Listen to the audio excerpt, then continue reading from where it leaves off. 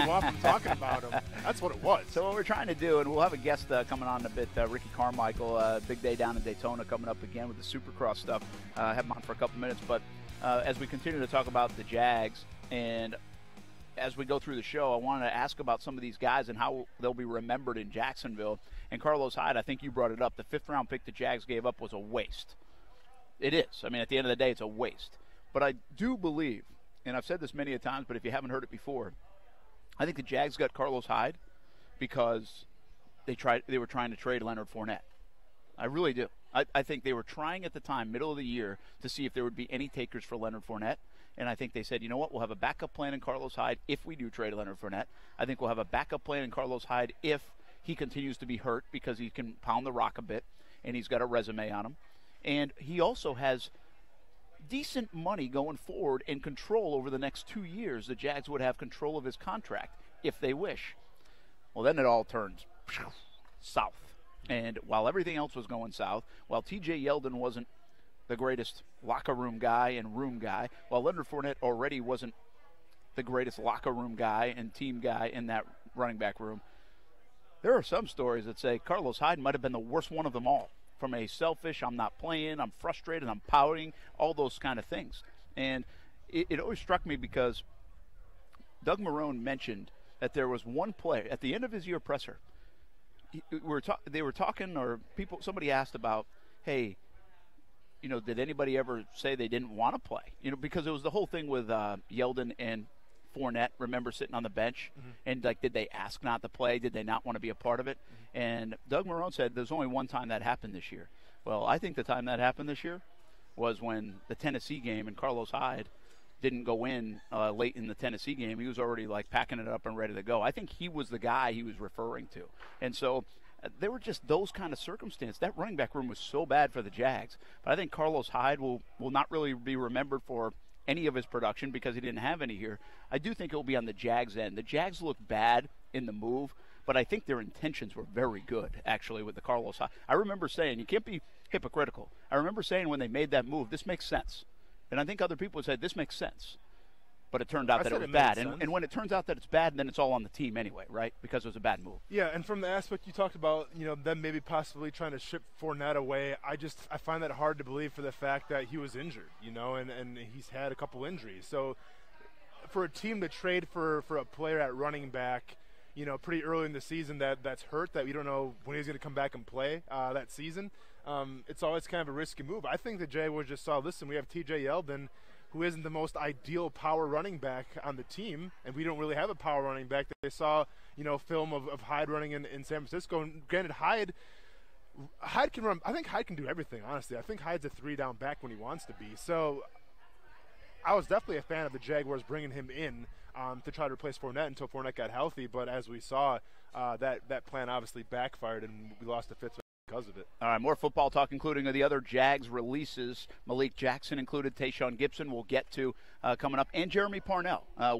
do you remember those three players in a Jacksonville Jaguars uniform? What's the first thought that comes to mind? Jump in on the conversation. 904-662-9901 is the number. Also on our social media channels. I think we've got the video up and working live from TPC Sawgrass in Ponte Vedra, home of the Players Championship. But we're all over the place today. And on ESPN 690, we go from Charleston, South Carolina, our reach all the way down to Daytona and Melbourne, Florida, and there's a big event happening this weekend in Daytona, the Daytona Supercross, and we are pleased to be joined right now by Ricky Carmichael, who is a legend of Supercross, known as the GOAT. He's the greatest of all time when it comes to Daytona Supercross, and glad to have him on the phone right now. Hey, man, how you doing? I'm doing fantastic. Thank you for having me. But you always get that introduction, and what does it feel like when you're called the GOAT? I mean, there's really no discussion. Like, you are the greatest of all time in your sport. Like, does that give you goosebumps? Is that cool? What's the feeling? I'm a pretty humble guy, and honestly, it's too cocky for me. But the fans have taken it on, and they love it. And there's so many great guys that race Supercross. And I don't know if I'm the greatest. I have one more than anyone else, so I will claim that one. But as far as great goes, there's too many great riders out there. Well, yeah, I think you paved the way for a lot of them. 15 championships, 150 victories, 5-time Daytona Monster Energy Supercross champ. Hey, I think you like this place down in Daytona, so much so that you get to design the course. How cool is that part of it, that you actually design the course for the Daytona Supercross that's coming up tomorrow night? Yeah, it's really cool. It's definitely an honor when you think about all the forms of motorsports that have that compete at Daytona International Speedway. It's definitely special, and I'm a fourth-generation Floridian, so to be able to win as much as I did at Daytona Supercross, or win the Daytona Supercross 5 times, like you said, and now be able to design the course for these guys. I think it's my 12th year doing it. It is definitely special, and quite frankly, it's an honor, and this is the top Supercross race of the year. Glad that's cool that you get to design it. Well, what goes into that? I mean, do you consider yourself a creative architect now? I mean, is this just one or two things that you kind of put your own twist on?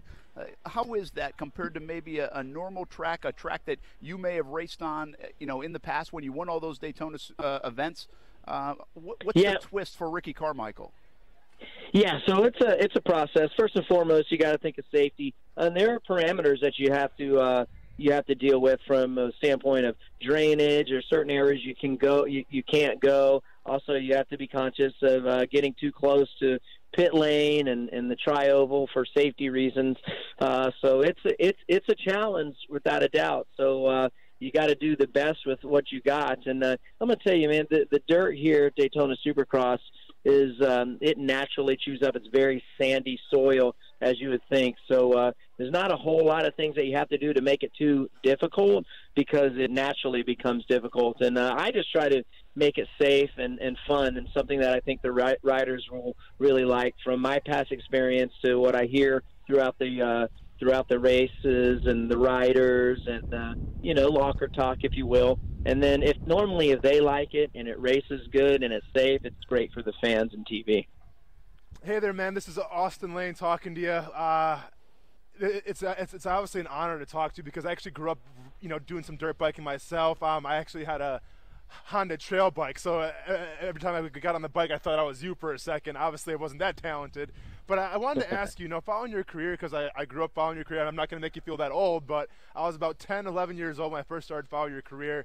Can you talk about the transition from going from the 125s to the 250s? Because obviously at the 125s, you dominated right away. You started riding 250s. You had a little trouble in the beginning. Was it kind of a testament to being too small, do you think? And did you put on some muscle? Or what was that transition like for you? Yeah, that's a great question. So you're exactly right. A lot of success in the 125s, which is now the 250s, and then moving up to the 250 class, which is now be considered as 450s. And it was just, man, I was just in over my head, really. I just didn't have enough experience at that level. And the guys, it's like going from college ball to NFL. There's a few guys in college ball that are good, but then when you move up to the NFL, everyone is good. And that's really the easiest way to explain it. And I mean, the competition is just so hard. The races are longer. The track is rougher, because you're the last event of the night. And that really, I was just, as simple as it sounds, man, I was just in over my head. And it took me a few years to blossom and learn from my mistakes and really get that experience. Very cool. And listen, so you go from riding on the courses to designing them. Do you think that the riders these days have it more easy than you did back in the day? Because one could say the courses these days are more, rider friendly than they used to be. But I mean, that's kind of a testament to you, because you're obviously designing them. So do you kind of make it easier on the riders, or do you try to make it harder? Well, I don't try to put them through too. I want them to see them have fun. So when I put the track together, I don't say, man, I want to make it hard. I want to make it fun for them, because I know they'll like it, and really it produces great racing. And I don't think they have it any easier than I did. A little bit different, because the bikes are so much faster now. So to give you a quick example, like back in the day, if you come around a corner and you mess a corner up, you weren't able to just jump jumps right out of the corner. The big gaps. Like you can now. You don't have to get the corners quite as perfect to do a big rhythm section like maybe you would have back in my day on two-stroke motorcycles. So that has gone away. It's a little easier in that respect, but still these guys are going way faster because the bikes are faster. Ricky, I wanted to ask you too. Speaking of the two-stroke versus the four-stroke, so we're starting to see a resurgence a little bit of the two-strokes right now. Eli Tomac's starting to ride him a little bit. We saw James Stewart ride him back in the day. What are your thoughts about this resurgence of the two-strokes? Is there, is there a need for it? Do you see it kind of going for the two-stroke way now, or are people going to stick with the four-strokes? Yeah, that's good. I think like it's a hobby, the two-strokes. There's no way that they're ever going to be competitive and be at the pinnacle of sport. Guys racing them at the pinnacle of sport. There's just been too much money and effort put into these four-stroke motorcycles that we're too far down the road, and emissions and stuff like that. It's just we're going to be on four-strokes. However, the two-strokes are so much fun to ride. That's what we all grew up on for the most part, and they're a lot of fun to ride. But from a professional standpoint and guys competing on them, I don't see it happening. Supercross legend Ricky Carmichael with us here on ESPN 690. Daytona Supercross tomorrow night down at Daytona, of course, at the International Speedway. Let's ask you this to leave you. This sport is really popular and really growing. The attraction to the young fan, the marvel of watching this, great spectator event. Can you give us a sense of how much it has since you kind of started and maybe retired, and now where it is, and maybe where it's going for the average listener out there might not even know that much about it, but Supercross is growing, I think, at a pretty rapid rate, if I'm not mistaken. Yeah, it is. It is growing. Fan participation is definitely growing, and I think it's real. I think it's raw, and I think that the younger crowd, and even a younger crowd or older crowd, they can relate to it. And we're very accessible compared to some other major sports. I think that the people see that and they appreciate that. And the excitement of the sport also. I mean, bikes are going so fast, and I think that the fans respect it and appreciate it. That's why I think it's growing, and we're still relatively a young sport, so we got a long way to go, obviously, compared to where stick and ball is. But everyone's on the right track and doing their part. And like I said, it's fun, it's raw, it's real, we're accessible, and people enjoy that. One final question for you. You guys are at, obviously, Daytona, one of the biggest homes of stock car racing. You actually dabbled in a little stock car racing yourself. What was that transition like? What's more adrenaline rush?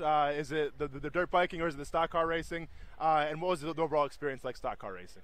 Well, stock car for sure was way more of an adrenaline rush, especially qualifying, because you're going out there cold turkey and laying it all on the line. You got to remember, I started riding motorcycles when I was 5 years old, so there wasn't too much adrenaline. Maybe a little bit before the gate drop, hoping that I would get that hole shot.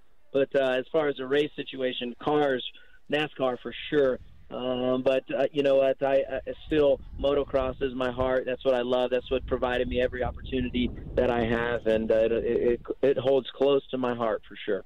Ricky Carmichael, have a great weekend, man. Congratulations on all the success, and go on down to Daytona International Speedway. Check it out, Daytona Supercross tomorrow night. Appreciate you joining us. Yeah, thanks for having me on. We'll see everybody tomorrow. All right, thank you, man. Ricky Carmichael, of course, Supercross legend, the GOAT.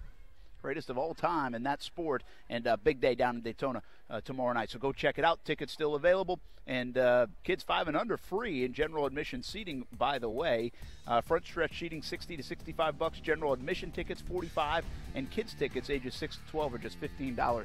Daytona International Speedway tomorrow night for Daytona Supercross. We are live at the Players Championship, TPC Sawgrass. We will talk some golf, including a passing of a legend when it comes to golf today, and also an outlook on the players. But next, more football with the Jags releases on ESPN 690.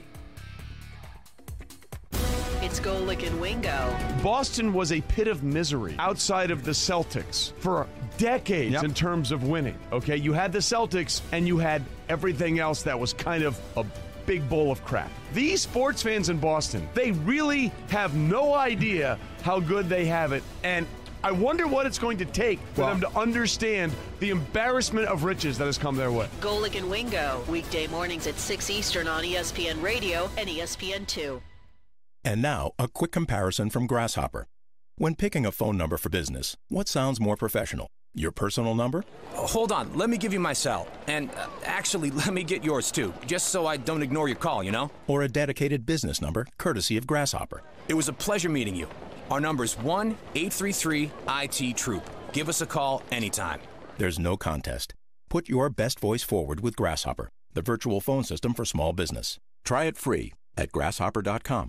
Guys, the secret is out. If you want healthy sex, your body needs nitric oxide. And now you can boost your nitric oxide production faster than you thought possible with Ageless Male Tonight, the absurdly fast formula from the #1 brand in male enhancement. Just take one capsule an hour before romantic activity. You'll get clinically tested ingredients that rapidly boost nitric oxide production, and it won't go unnoticed. Rush to Walmart and get Ageless Male Tonight. Whether you're buying a new or a pre-owned vehicle, your experience should never be anything less than exceptional. Hey everybody, it's Brent Martineau of Action Sports Jacks. And if you're considering a new or pre-owned vehicle, I encourage you to go see my friends at the new Jenkins Hyundai of Jacksonville. I'm so impressed with how they treat their customers. They're good people. No one wants to be haggled or pressured at a car dealership. And my friends at Jenkins Hyundai of Jacksonville understand that. And they emphasize a no-risk, no-pressure approach. Their team will get you into the right car at the right price. And if for any reason you are not completely satisfied with your new or pre-owned vehicle, you can bring it back to Jenkins Hyundai of Jacksonville within the first 7 days for your money back. Take it from me. We drive a Hyundai in our family, and I encourage you to visit JenkinsHyundaiofJacksonville.com to schedule a test drive. And you, too, will be impressed at how they treat the customer. Exceptional service at Jenkins Hyundai of Jacksonville. When you get to the Jenkins Hyundai of Jacksonville showroom, make sure you tell them Brent Martineau sent you. Broadcasting live from the ESPN 690 Anajar and Levine studios. Anajar and Levine Accident Attorneys. Call 904-600-4000. That's 904-600-4000. ESPN 690. Jacksonville's home for ESPN Radio. WOKV Jacksonville. Listen live everywhere you go on ESPN690.com. ESPN 690, a Cox Media Group station. ESPN Radio Sports Center. I'm Kevin Winter. A couple of pieces of breaking news into the Sports Center newsroom. LSU head basketball coach Will Wade has been suspended indefinitely as the head coach of the team.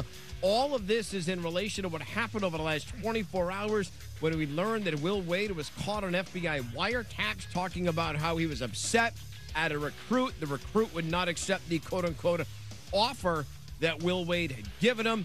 That is just a summation of what took place over the last 24 hours. Will Wade suspended indefinitely. Assistant coach Tony Benford will take over. LSU 25-5, tied for first in the SEC. They host Vanderbilt coming up on Saturday. And if you'd like a point of reference, remember a year ago, Arizona coach Sean Miller, he was hit with a one-game suspension. All of this was part of the FBI investigation, but at that time, Sean Miller was not on an FBI wiretap. The other piece of news, the New England Patriots reportedly set to acquire Michael Bennett from the Philadelphia Eagles. Teams are going to swap 5th and 7th round picks. Nothing can become official till Wednesday. With the Vivid Seats app, it's easy to find awesome seats to any game. Go to the App Store or Google Play and download the app and enter promo code CHAMPS at checkout to get 10% off your first order. Don't buy just any seat. Get a Vivid seat. You watch Action Sports Jacks on CBS 47 and Fox 30. Now Action Sports Jacks is on your radio. Broadcasting live from the ESPN 690 Anajar and Levine studios. Here's your host, Brent Martineau. Man, a lot to digest here today on a Friday. Action Sports Jacks on ESPN 690, live from the Players Championship, TPC Sawgrass, and we are out in the welcome area, new welcome area, which basically, I think this has been described by Jared Rice before, and I think it's perfect. If you come up to the clubhouse, if you haven't been to TPC Sawgrass in a while, they took down a lot of the trees. They took away some water on the right-hand side. They really opened it up. And so it was like this majestic drive up. You know, everybody talks about Magnolia Lane in Augusta. Well, that's a short drive. I've been there before. It's a very short drive. You kind of think like, oh, that's going to take a while. Well, it doesn't. This one does. This one, you see the clubhouse all the way from the start of the driveway, if you will, and you can see everything, the flowers and the grass and the holes and some, the flags that line the driving range. It's a beautiful entrance. I love what they've done with that in the last couple of years. Well, what they tried to do was say, hey, that's a great welcome to our front door. How about have a great welcome to our back door, which is really the front door for the fans. So the front door of the clubhouse is where the players and a lot of staff and maybe media and other folks come in. But what about the fans? And so they said, hey, let's make a great entrance, a fantastic entrance. And what comes to mind is Disney, right? You know when you're at Disney. You know when you're at the Magic Kingdom. And that's what they've tried to make this experience a little bit from their front door and their back door. But what I like to say is the front door is on both ends for different people. And the fans' front door is back here off Palm Valley Road and near the 17th hole, and that's why they've made this whole experience. They've done such a good job with it. And included is the 17th hole replica, which is always fun. We still have to take a shot at that. Oh, I'm trying to. And that's right behind us. If you've seen us on the video feeds, Facebook, follow us on ESPN 690, on Twitter at Brent A.S. Jacks, and on YouTube, our YouTube channel is Action Sports Jacks. And as we found out yesterday, Twitch followers are up, so you can find us on Twitch too.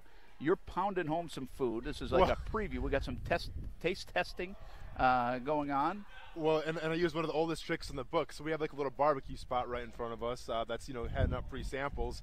Well, Brent, being the good co-host that I am, Stuart, are you listening right now? The fact that I asked you if you wanted any food and you said no. So then I ended up getting the food for myself, and I said, hey, I have a co-host who's pretty hungry too. Can I have some for him?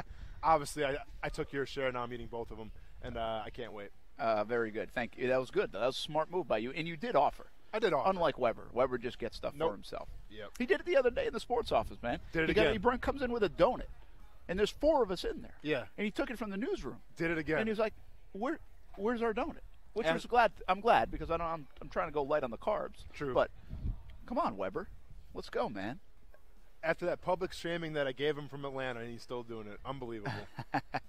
All right, let's get back to the football talk, and we will have a little golf talk. I want to celebrate the life a little bit of Dan Jenkins. If you haven't heard of him, if you're not big into the writing business, he's one of the best. Dan Jenkins, 89 years old, passed away, celebrated in the golf world. If you get a chance, go back and look even at his Twitter. And just go back in his Twitter a little bit, and you'll see some of the greatness of Dan Jenkins, the fun of Dan Jenkins. He's one of those guys that didn't care.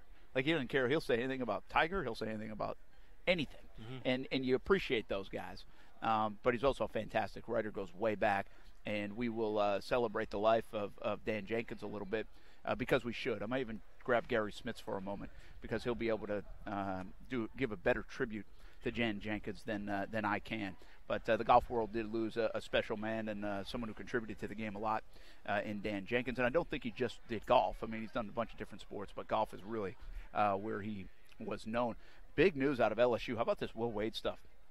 We heard it yesterday, and now the suspension from LSU. This is a good team. This is a top 10 team who just lost their coach. This is fascinating stuff. Don't brush over this. That is a big deal. When it happened to Rick Pitino, it was eye-popping because his name was Rick Pitino. Mm-hmm. Everybody knows Pitino. I don't think everybody knows Will Wade. But what you do know if you pay attention to college basketball is they are the 10th-ranked team in the country. They are a good basketball team. They are a team that could make some ground in the NCAA tournament coming up. And right here on the cusp of the tournament, on the cusp of the SEC tournament, Will Wade is suspended by the school amidst this FBI probe and some of the latest findings. So where does it go will be something to watch and could be a little bit of a black cloud, not only over the LSU program, who's had problems in the past, by the way, with basketball, but over the NCAA tournament. This whole FBI probe could come to light even more over the next few weeks, which would be a bad thing, I think, right now for college basketball. I always say I think it will be a good thing for the long-term future of college basketball if we can clean that sport up a little bit. So we'll get into that down the road. Do want to get back to the football, though. Football's the dominating story, well, most any day, but it really is today. The Jags get rid of 5 players. I hate to say get rid of. Release 5 players. Carson Tinker, Carlos Hyde, Tayshaun Gibson, Jeremy Parnell, and Malik Jackson. I already asked you a little bit about Tinker and Hyde. When I say Malik Jackson, what comes to mind for you in a Jaguars uniform? First of all, thank you for saying release and not terminate, because sometimes people want to use the verbiage of terminate. Like a lot of NFL analysts want to use, he's been terminated. It makes it sound so much worse than, obviously it's a serious thing and it sucks. But anytime you throw the word terminated in there, it just makes it worse. So thank you for saying release. So, yes. You're welcome. We're talking about the release players. Anything I can do for you. Yeah, so Malik Jackson, man, to me, it's a guy that, they obviously paid top dollar for him, right? I mean, he came at a price. But I saw him play some pretty good football. From that 3 technique, I mean, what stands out to me is, obviously his sack celebration is what stands out to me. But from a perspective, it was just the fact that we had too many cooks, I think the guy will catch on someplace else. I think he's got a couple more years left, especially as a pass rusher, as he's been saying. So from a talent standpoint, I think he still has it. It's just the fact that, it comes down to business. This is a business at the end of the day, and the Jaguars are trying to save a little money, and by releasing him, they're going to save some money. So, it is what it is. But from a talent standpoint, I thought he played pretty well. Now, there's some instances where he had a couple rough games, but that happens. So from overall, I thought he was a pretty solid player. Yeah, I think this is a guy that should be thanked on his way out the door. Absolutely. I really do. And I like that. We haven't had a lot of we've kicked free agents out the door in Jacksonville. I mean, we have said, see you later. I think in a sense we're saying that to Carlos Hyde, but I think there's these 3 guys and even Carson Tinker, we're patting them on the butt and saying thanks, and that's cool. That's the way it should be. You're not going to last with an organization forever, especially when you have a beefy contract. It's a business. But Malik Jackson,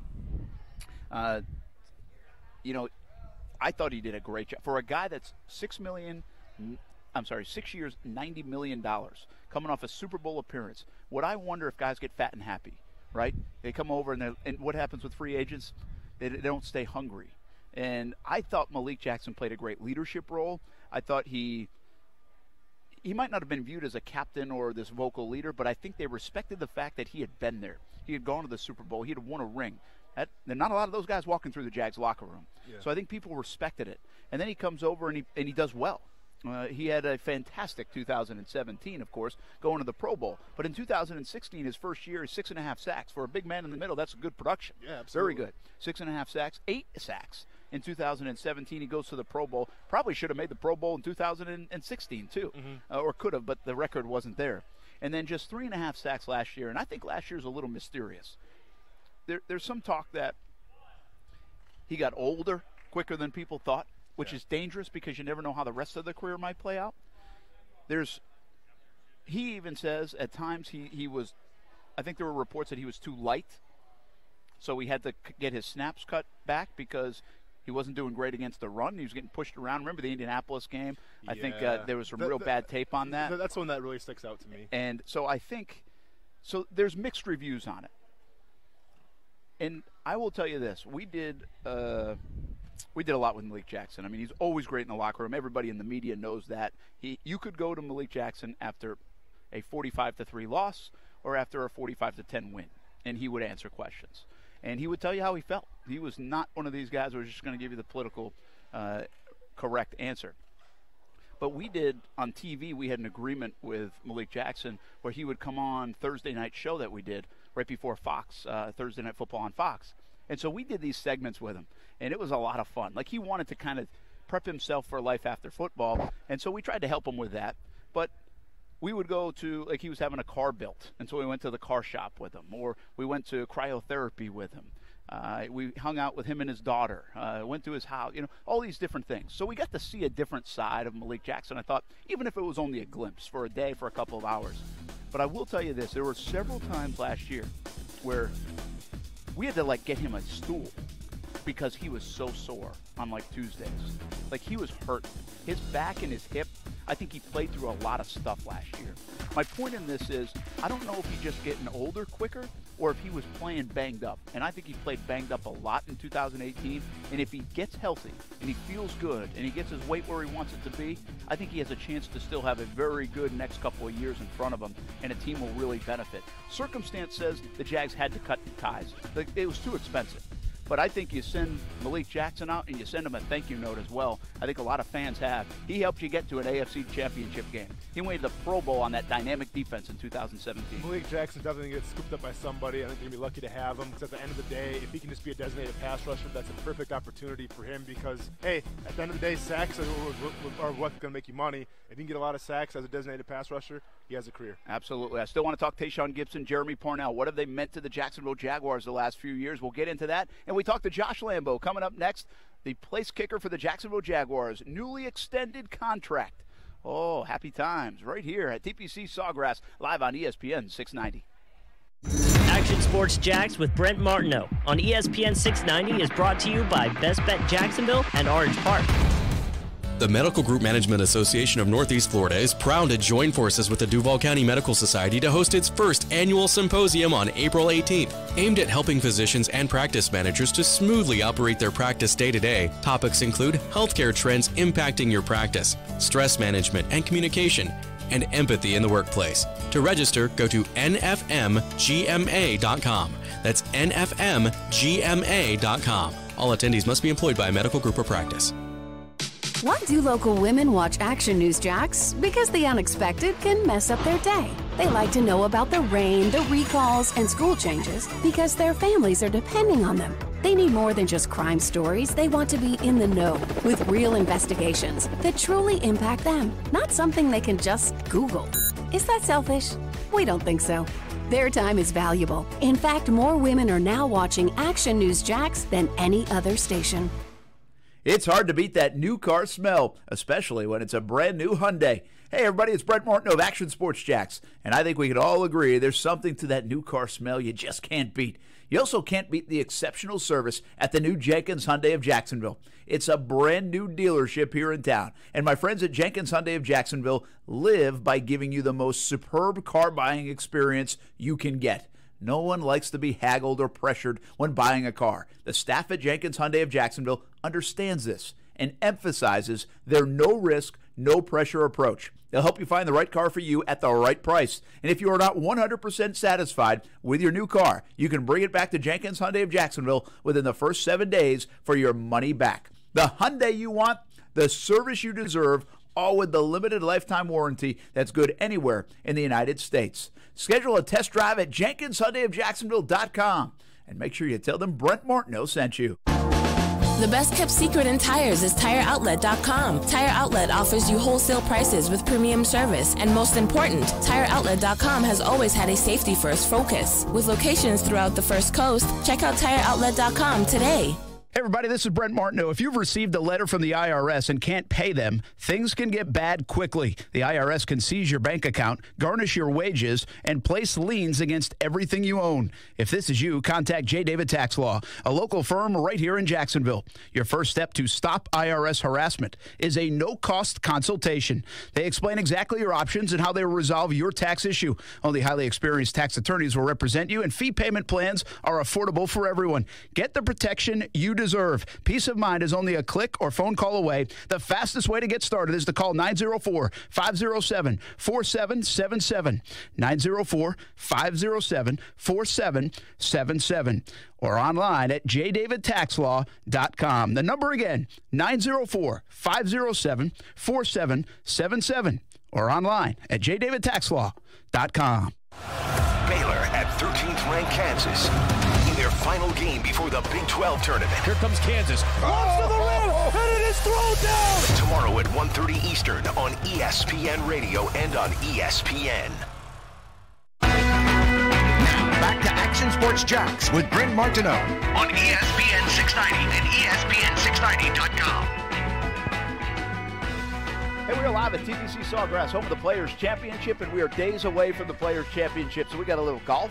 We're talking a lot of football, of course, and a little bit of everything in the sports world. It's a big day around here. Tom Coughlin J Fund Wine Gala is tonight in downtown Jacksonville. Sold-out event. We'll be there later with the TV side of things, and we'll see if Coach Coughlin talks about anything football-related. Jags did make some moves today. And before we get going with Jags kicker Josh Lambo, we got a little happy hour horn for you, right? Okay, I'll go with that. Do it. Austin Lane here at the 17th hole. Looks like we got some Grey Goose, some orange juice, and I don't know, some kind of seltzer looks like over there. Reminding you folks to grab a drink, get a shot, and always tip your star tenders. This is the happy hour horn. Happy Friday. And they will be doing it big time next week here at the Players' Championship. It's a little thing we have here, Josh. It's a happy hour horn. The Sawgrass splash, man. You got to get after it. That's what I heard, man. Unfortunately, I'm training for a fight coming up, so I can't partake with you. But that's all right. I can drink for both of us. Yeah, drink for both of us, man. You got it. Off season is here, and it's been a heck of an off season for Josh Lambo. We appreciate him stopping by right now. New contract extension. We already had Jan right after that, so we talked about all those details. Right. Has that part sunk in, though? No, not quite. I mean, it's exciting times. Megan, my wife and I were looking at a house in Jacksonville, so that's super exciting. It probably won't set in until we get back in with the guys. Yeah. And we're back in. Strap my cleats back on, and I'm still rehabbing here a little bit. So, but yeah, I'm really excited to be here and to call Jacksonville home for the next several years. Is that kind of how it works for you guys? You never know in this business, right? And yeah. so you don't even know contract. I mean, you can sign a 10-year contract and you don't know how long you'll play it out. Right. That's the way the business works. Yeah. But once you do sign the contract and you do well and you know you're going to be here for a little bit, is that when you say, okay, honey, we can stop the rental payments and maybe invest in a house? Yeah, I mean, I'm going into my 9th season as a professional athlete across 2 different sports, and I've never owned anything more than my shoes. So I'm really excited to set roots here, and the city of Jacksonville's been great to my family, and the people here, just really, really made us want to stay. We keep on talking about maybe going back to California in the off season, and we never pull the trigger because there's no need to. Yeah, very good. I want to ask you a little bit about guys you know well. Carson Tinker released today after a couple years of injuries. We talked to him at Super Bowl. I think he's doing well injury-wise. I think he'll catch on with another team. It's part of the business. Absolutely. And you signed the team signs long snapper Matt Overton, who a very good player too. Share a thought or two on those two guys who obviously as a specialist you get to know quite a bit and better than all of us. Yeah, I mean, Carson he's an interesting cat, man. He's a cool dude. I really enjoyed getting to know him and his wife and his family. And, at the end of the day, it's a business. And the Jags did, what they thought was best. And, I talked to Carson earlier. He's in good spirits. He's in a good place mentally and emotionally. And, sometimes you just need a change of scenery. It certainly did wonders for me. I mean, it made my career going to Jacksonville. Mm-hmm. I was fortunate enough to be able to turn tragedy into triumph pretty quickly. And, Carson is the kind of guy that'll be able to make the most of whatever opportunity comes next for him. And Overton, Matty-O, he's hey, by the way, how are you kicking this wind right now? I mean, it's swirling. We got to test this wind out. I'm more worried about keeping my 3-wood underneath the wood right now, underneath the wind. But yeah, Matty-O, he's come in the past couple of years, obviously, and done wonders for our team. He's just one heck of a dude. He's just a good human. He's a good man. He's a good friend. It's always difficult when the success of one person means not necessarily the failure, but I guess non-success of somebody else. And again, I'm closest with the specialists, and so kind of I have mixed feelings about everything. I'm happy for Carson because he's happy right now and he feels good. He's positive about whatever his future is, and he has his priorities right. His priorities are his family. He's a good dude. He has a good head on his shoulders, and Maddie and I have we've really bonded a lot over the past couple seasons, and we've stayed in touch when he's been here and when he's not been here. And I got to talk to him, yesterday, and we had a good chat. And I told him, "Hey, man, as soon as you get here, let me know." I'm going to ask you one stupid question. Well, actually, I probably asked you a bunch of stupid questions. So you've done enough interviews with me. You've done enough interviews with me now that I probably ask a lot of them. But what makes a good long snapper, in your opinion? It depends on who you ask. For a kicker and for a punter, it's accuracy because you want to know exactly where the ball is. For maybe the other guys on the field, maybe even the special teams coordinator, they want somebody that can snap and cover. The athleticism is super important, which I think we obviously have with Maddie, and our coaching staff isn't going to bring anyone in who can't do both of those things well. For me personally, it's definitely accuracy and protection. Because I don't want somebody coming off the edges, let alone down the middle. Unfortunately, that happened. A PAT against Indy this year. That was the only one that I missed. Unfortunately, we kind of got blown up down the middle. And you have professionals on both sides of the ball. The guys that are protecting for the kicker and the guys that are trying to block the kicker. And sometimes the other guys get the best of you, and you just tip your cap and say, "Hey, man, good play," and I'm going to stick it to you next time. From a perspective of a kicker, and it's something I've never really known, is like as far as your offseason, you said you're kind of rehabbing right now a little bit. From an offseason perspective, I mean, do you practice a lot kicking field goals, or you kind of take some time off and just reset a little bit mentally? How does that work? Yeah, it's just physically you have to take the time off. I mean, it's a lot like a pitcher. Pitchers have the pitch count. Mm-hmm. I have the same thing as a kick count. Joe D, he yells at me sometimes when I try to really perfect something. He's like, "Hey, you're fine. Work on it tomorrow. We can't. It's week 2. You'll be fine." So it's a lot of, you're kicking 3-4 days a week for however many months, and you need some time off. I mean, the best golfers in the world take time off. I'm sure bowlers take time off. except for maybe ping pong, because who wants to take time off of ping pong? But, so yeah, I typically don't start kicking until at least beer pong. There we go. Yeah, I typically don't start kicking until the last week of March, first week of April. Just so that I'm not unbelievably rusty going into phase 1, which usually it kicks off around April 15th, middle of April, somewhere around there. So mentally as well, like you alluded to, it's important to just kind of get away from it, because it's very mentally taxing, because unlike a quarterback, you don't have 3 downs to get the job done. You only get 1 shot. Sure. So that's my mentality. I need to go 1 for 1 on every single kick, on every single play, and if I do that, then hopefully that'll lead to something like a contract extension, which has happened. And you mentioned Joe DiCamillo, who's your special teams coach. Yeah. If you were to put a number on it, how many times does he say stand up, shake him out per meeting? Oh man. Over under is 10. Would you go over or under? It depends on if it's all the young guys that are like hungry and taking notes, or if it's the vets in the room be like, come on, Joe D, we've heard this 9,000 times already. Yeah. I'd say over 6. Over 6. I spent some time with Joe D in obviously Chicago, and he has this thing where he says stand up, shake him out every once in a while. What does it mean? So it's actually just wake up. But there's also like really a science to it, because if you stand up, kind of whatever, and you reset yourself in your seat, then your mind kind of turns back to, okay, I need to turn on to focus. Exactly. So it's a little bit of, hey, you stupid idiot, wake up. And especially during training camp. And it's a little bit of, okay, like physically, like there's a science to it. Like your brain kicks in differently when you do it. So let's try. Hats off to him. Let's try it. Hang on a second. Stand up, shake him out. All right. Joe D, shout out to you. All right. Hey, you got this hat line. Yeah. Tell us a little bit about. I always Joe. Yeah, I love that you have the fedora. We have a picks contest in our football season on our pregame show that we do, Fight for the Fedora. And it's actually based off former Jags quarterback David Garrard. Okay. Because after they won a playoff game, he won a fedora to the post-game press conference. And it's kind of like this image that people remember. So we built a whole segment off it, and we do the picks, and somebody gets a golden fedora. Yeah. But I think we might have to replace the golden fedora with a Josh Lambo fedora. Maybe and by the way, I'm a 2-time defending champ, so I might need a new cap. I'm sure we can sort something out. Yeah, I was really excited. I got to work with New Era this week and design some of the 2019 Jags hat, like the line. It was a blast. I mean, I'm looking at hats in an entirely different way now. Yeah, I got to. It's not just a hat, or it's not just a style. It's a silhouette. Yeah, there you go. And all the different style, and all the different the flat brims and everything else, and like. There are however many different athletic meshes that you can put on hats, and just so many things I didn't even think about. And so it was great getting to work with the designers there. We got to do some really cool designs. I really tried to stay on theme with, okay, we're designing hats for the Jacksonville Jaguars. I want it to be Jacksonville themed. I want it to be Duval. I want it to be Florida. So, we got to design a floral ball cap where the brim is floral, but I don't just want some like really cool, pretty Hawaiian flowers.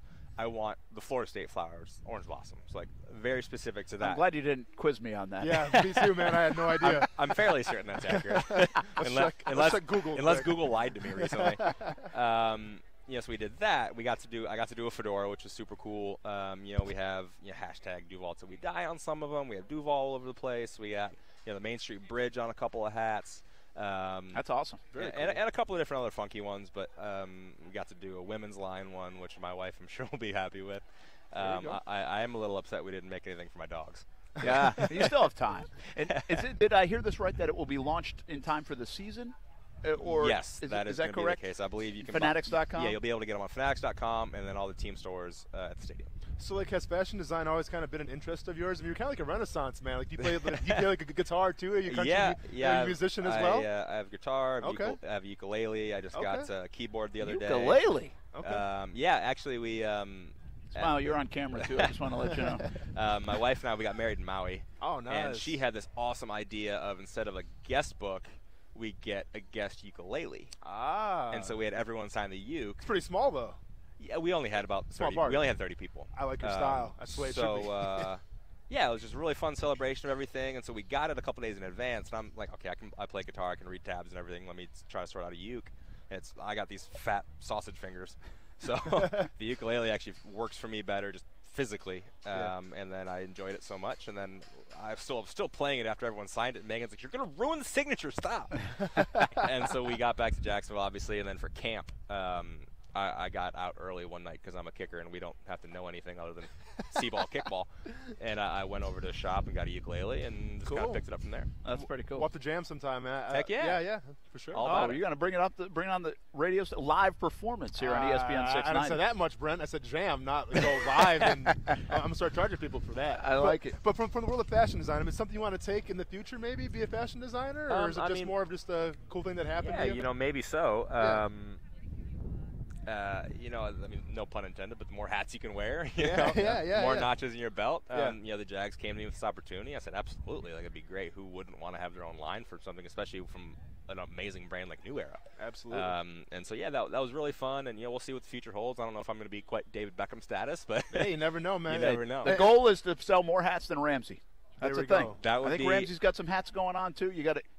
Jalen's line last year was awesome. It was good. If for some reason the Josh Lambo lines sell more, then I'm sure Jalen will probably try to talk some smack at me. But well, Josh, I'm gonna tell you way. Josh, I'm gonna tell you what, man. If he can make a hat that's about 8.5, that's the size I'm wearing right now. Get 8.5. out. If he can make it 8.5, I'd appreciate it. I'll holler at New Era. Holler at New Era. We'll man, see what we can do. 8.5, man. Well, it's the dreads and everything. Yeah. How did you wear a helmet? Loosely. I mean, it was actually they have big helmets, man. It's all good. Yeah, but college was a little rough because I would say I went to a small school, so they didn't have every size available. So it was a mess there. We're hanging out with Jags kicker Josh Lambo here at TPC Sawgrass, home of the Players. It gets going next week. I see you at some golf events, so I know you play a little golf. Yeah. How much do you enjoy the game? And did you come to the Players last year? You enjoy this event? Yeah, golf is kind of in my blood. I mean, my family, we belonged to a country club growing up, so I did the whole junior golf, everything. My grandfather, my deado, he actually had a tournament named after him in Michigan. Really? At the Lou Lambo Scramble. Very cool. And my dad was a scratch golfer forever, and my oldest brother played a little bit of college golf, and it's just we my family, like the men of the Lambo family, that's what we do. We golf together. Cool. And so I did get a chance to come out to the Players last year, which was amazing. I'm really, really excited to be back here again this year. I'm even more excited that it's in March and not May. Yeah, true. I love this event. I'm really looking forward to it. I'm hopefully going to get a chance to maybe walk inside the ropes with some of the players, and it's going to be a very, very cool opportunity. I'm super fortunate to be here, and I'm going to take advantage of it. Very good. Last one for you. We'll let you go and appreciate you stopping by. I've always wondered this. What do you guys do at practice in your spare time? And this is not saying that you have a lot of spare time compared to every player like Austin's thinking in his mind right now. Oh, no. We play ukulele. That's what we do. That's why I bought it. But, I remember talking, Scobie and some of the specialists, they would play, this golf game around the field at times, where they've done that before, I think. Mm-hmm. Do you guys have some fun games? Keep yourself entertained? Is it just conversation? What is it? Well, my special teams coordinator is Jody Camillus, and we have Tom Coughlin on our staff. So, no, we don't have any fun. Shutting fun down. Chaperones. Okay, enough said. Because that stuff's all fun and well and everything. But, again, you have to have limited kicks. Scobie is probably had a stronger leg than I did, and is probably more concerned with his golf game anyway. So well, and to your point, I don't think at that time Coughlin and Joe D were here. No, it was a little more late. But I personally thrive in those kind of environments. I think my previous club, that probably would have been accepted. Here it's not, and I love that. Yeah. For me personally, I've really arguably been a professional since I moved out of my house at 14 to play with the U17 national team down at IMG. I was drafted by FC Dallas at 17. I mean, I've been a pro for a majority of my life. Yeah. So I personally like things, not necessarily strict, but I like order. I thrive in order. I thrive in discipline and in timeliness, and so that I think is a big reason why I was able to kind of turn things around with my career a little bit once I got here, because it personally fits me a little bit better. The professionalism of this club since Coach Coughlin has gotten here with Coach Marone and everybody else. For me personally, I thrive in that, and I do very well in that. And so I think that's a big reason of why it's fun to do those things like in the off season and OTAs and everything. But once the season gets here, it is a job. Yeah. Yes, it's a game to everybody else, but it's my livelihood. It's what's going to allow me to feed my dogs and pay for my niece and my nephew's college and all those things. And if I ever have kids of my own, so it's a full-time job. and you certainly want to have fun while you do it, but the job comes first for me. Yeah, well, you do it well, man. 4-year extension for Josh Lambo, Jags kicker. Continued success, of course. We'll talk to you a bunch more, but have fun in the offseason. Good luck with the hats. Yeah, thanks so much. Make sure you buy one. Yeah, we will certainly do that. Just make one 8.5. Yes, sir. That's what you got to do for Austin. Right, thanks very much, we'll guys. do it. Josh Lambo joining us here on ESPN 690. We will continue with more talk about some of the Jags news from the day next, here live from TPC Sawgrass. See, very intrigued by the Dan Le Batard Show on ESPN Radio. Is an unhappy Thon Maker the answer? 53% of the audience said yes. Thon Maker is going to excite anybody who hasn't seen Thon Maker play, correct? Like, that guy walks into the room. How'd we get him? Wait a minute, that guy's great. I would draft him first overall every time. The Dan Le Batard Show with the Stuttgarts on ESPN Radio and ESPN News. It's time for another shout-out to all the North Florida poker fans. This is Allie McDeal from both Best Bet Poker Rooms in Jacksonville and Orange Park. If you still haven't taken the first step and made it out to see us, you won't believe the amount of entertainment you're missing out on. For an experience of a lifetime, try your hand in a game of poker and check out our simulcast wagering on greyhounds, horses, and highlife from around the country. Did I mention it's the best hand-rolled sushi in town? Check out our website at bestbetjacks.com for more details and information, and head to either Best Bet location. Come play. 180 over 111, and I had a stroke.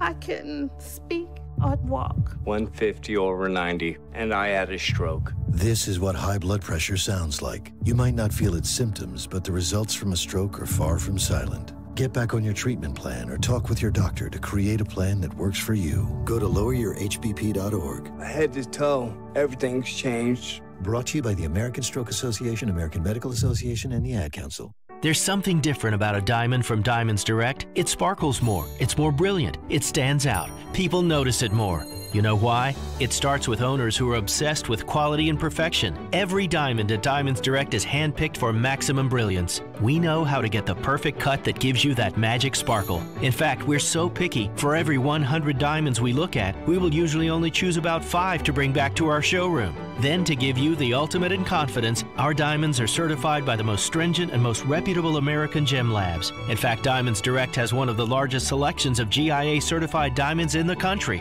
Our passion for quality extends to the rings we sell too. Our engagement rings are not cookie cutter. They're handcrafted by the world's top ring designers with intricate detail and true artisan craftsmanship made right here in America. No cutting corners, no compromises. That's why you can always spot a diamond from Diamonds Direct. Jacksonville's direct diamond importer at the markets at Town Center. DiamondsDirect.com. From Daytona Beach to Brunswick, now ESPN can be heard loud and clear everywhere on one of the most powerful AM radio stations in Florida. Listen live everywhere you go on ESPN690.com. This is ESPN 690. You watch Action Sports Jax on CBS 47 and Fox 30. Now Action Sports Jax is on your radio. Broadcasting live from the ESPN 690 Anajar and Levine studios. Here's your host, Brent Martineau. Hey, welcome back here for TPC Sawgrass. Brent Martineau, along with Austin Lane. Coos is back pushing all the buttons here on a Friday, and we get a jump start on the Players Week, which is outstanding here at, well, the welcome to all the fans, this new area, which really isn't a new area, but I think it's just blossomed into this big welcome center, if you will, for the Players Championship. The back door is the front door for you off Palm Valley Road. Everybody getting pretty fired up for the Players Championship, and if we can get a day like this, woo-hoo, it will be a lot of fun next week at the Players as it moves back to March. Brent Martineau, Austin Lane, joined by Gary Smith from the Florida Times Union right now on a couple of fronts. Want to ask you about the Players, but before we do that, the late, great Dan Jenkins passes away at the age of 89, and I'll be honest with you, I've seen Dan Jenkins. I have no personal connection to Dan Jenkins, but you've been covering golf, Gary, for a long, long time. So I know you do and have a relationship with him. What did he mean, or has he meant to the sport of golf in your view? Well, to anybody in kind of my age group, the 40s and 50s and beyond, Dan was kind of like one of the guys we read when we were growing up. Dan Jenkins, Dave Anderson, Eddie Pope in the Miami Herald.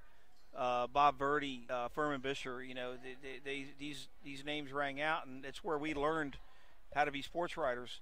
And more importantly, when you hung out with a guy in a media center, it's where we learned how to work sources. It's how we learned how to deal with people. It's how to maybe circumvent the people who were trying to, stonewall you and things. But, it was great getting to know Dan over the years. Talked to him at the Masters almost every chance I could get, because you hope something soaks up just by being in his presence. He lived at the Sawgrass Country Club for about 5 years in the 90s when he was working for Golf Digest. And he used to be here at the Players on a regular basis. And it was in 1996, the first Players I worked at as a full-time golf writer. And I just went up to him and introduced myself in the media center. It was a Thursday or Friday. And he says, "Oh, yeah, Gary, I know you're doing a great job." And it felt like, I got touched on, the left hand of God touched me there or something. But he was, he was an old school guy. And, the golf stuff he did was legendary. But Dan was also a huge college football influence, especially in the 60s and 70s for Sports Illustrated. His game story on the 1971 Nebraska-Oklahoma game is still the benchmark.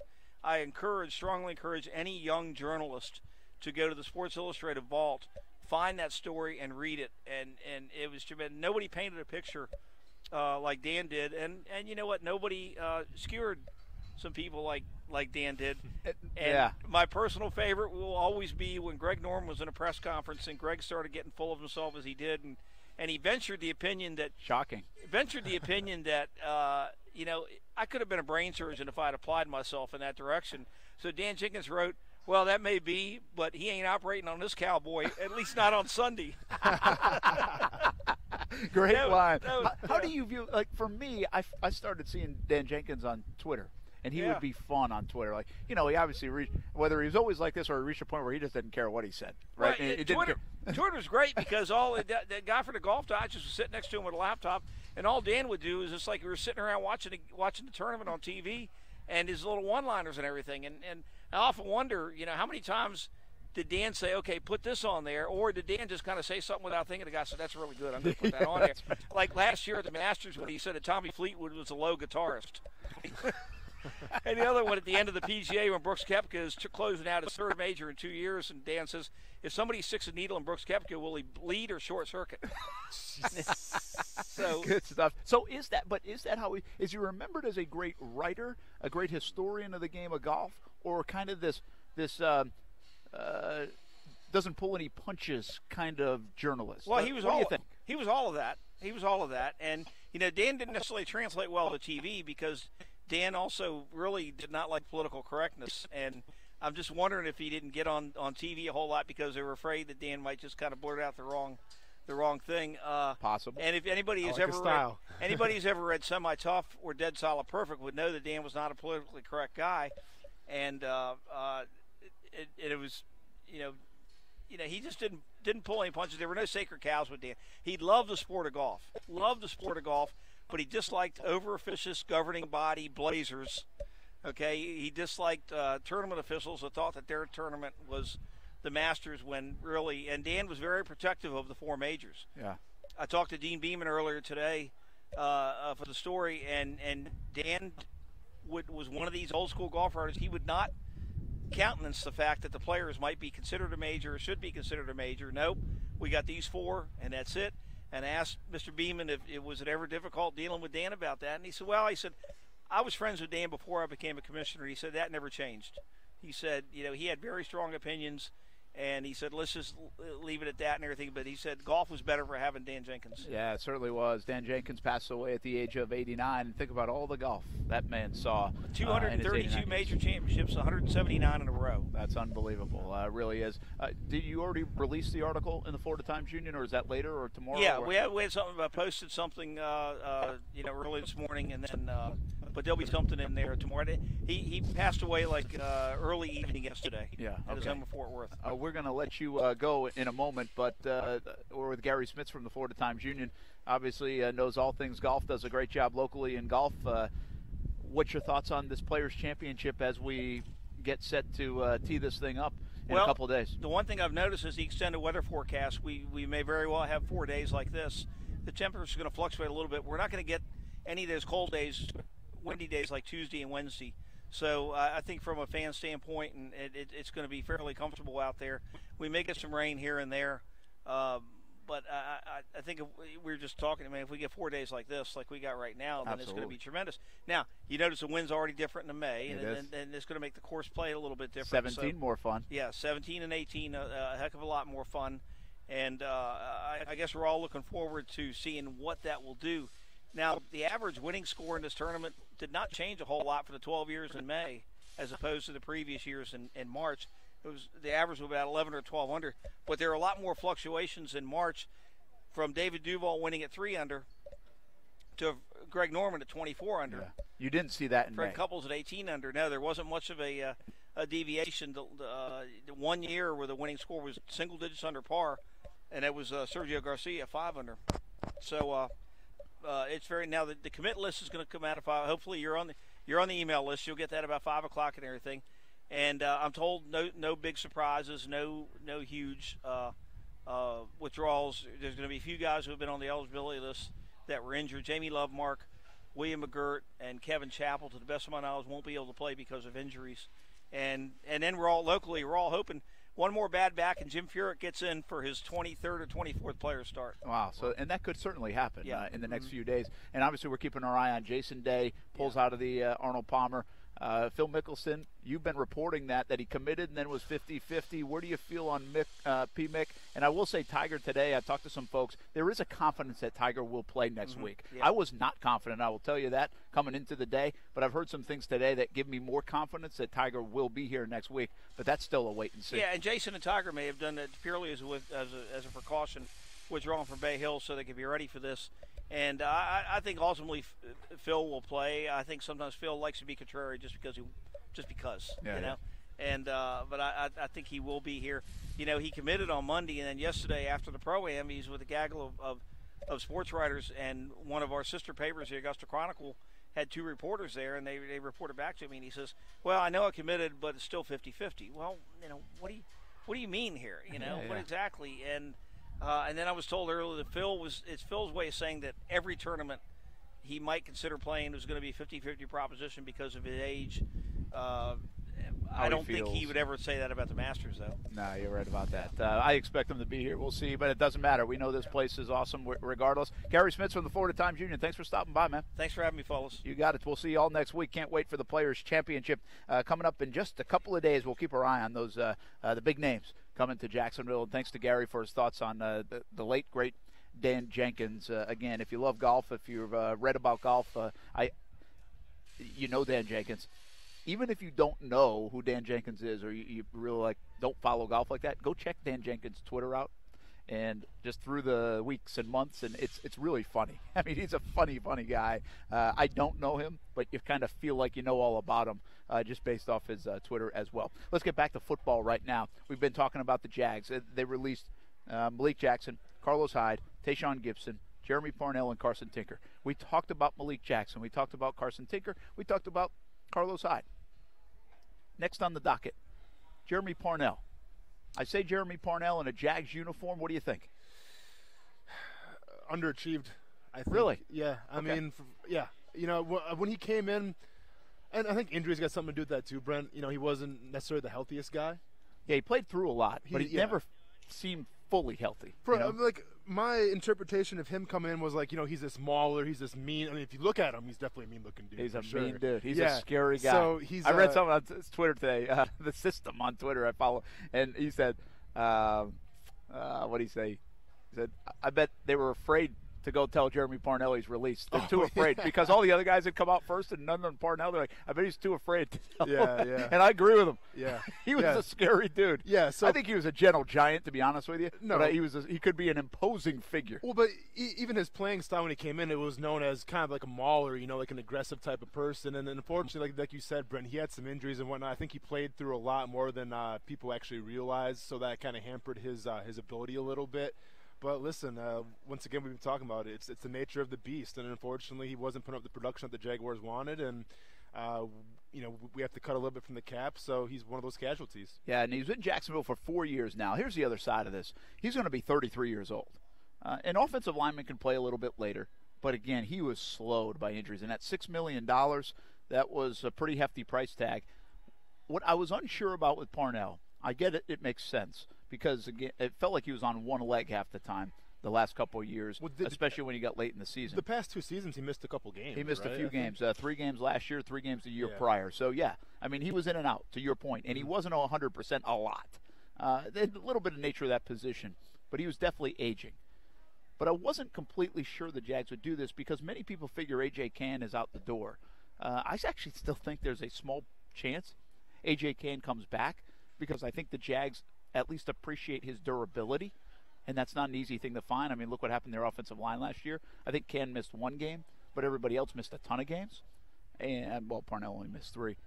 But I was a little surprised. I wasn't sure on Parnell because are you going to leave the right side open going into free agency and the draft? So now they don't know who their right guard is if they don't bring Cann back, and they don't know who their right tackle is. Well, so you have obvious holes to fill now in the next couple weeks. You have Cam Robinson, too, who's coming off a pretty serious injury. So yeah, but it's not like he's 100%. Well, you're right. We don't know how he'll come back. That was early in the year, so that's a blessing. Still, but you're right. That's a fair point. Mm-hmm. And this points to we have our eye on a tackle in the first round of the draft, right? Yeah. Don't you think? Well, if Nick Foles gets here, doesn't this kind of point to, hey, we might get a tackle here in the first round? Well, let me ask you this, too. How confident were you in Cam's abilities when he was healthy and he was playing? It was a mixed bag, to be honest with you, Austin. It was like you heard things that were like, oh, he did a really good job. And in 2017, the mixed bag always was on the side of doing a good job because everything was going well. Mm-hmm. But then there were some things that came out after the season, like he was not as good as people might have said he was. So it was complete mixed bag. Obviously, last year was a throwaway.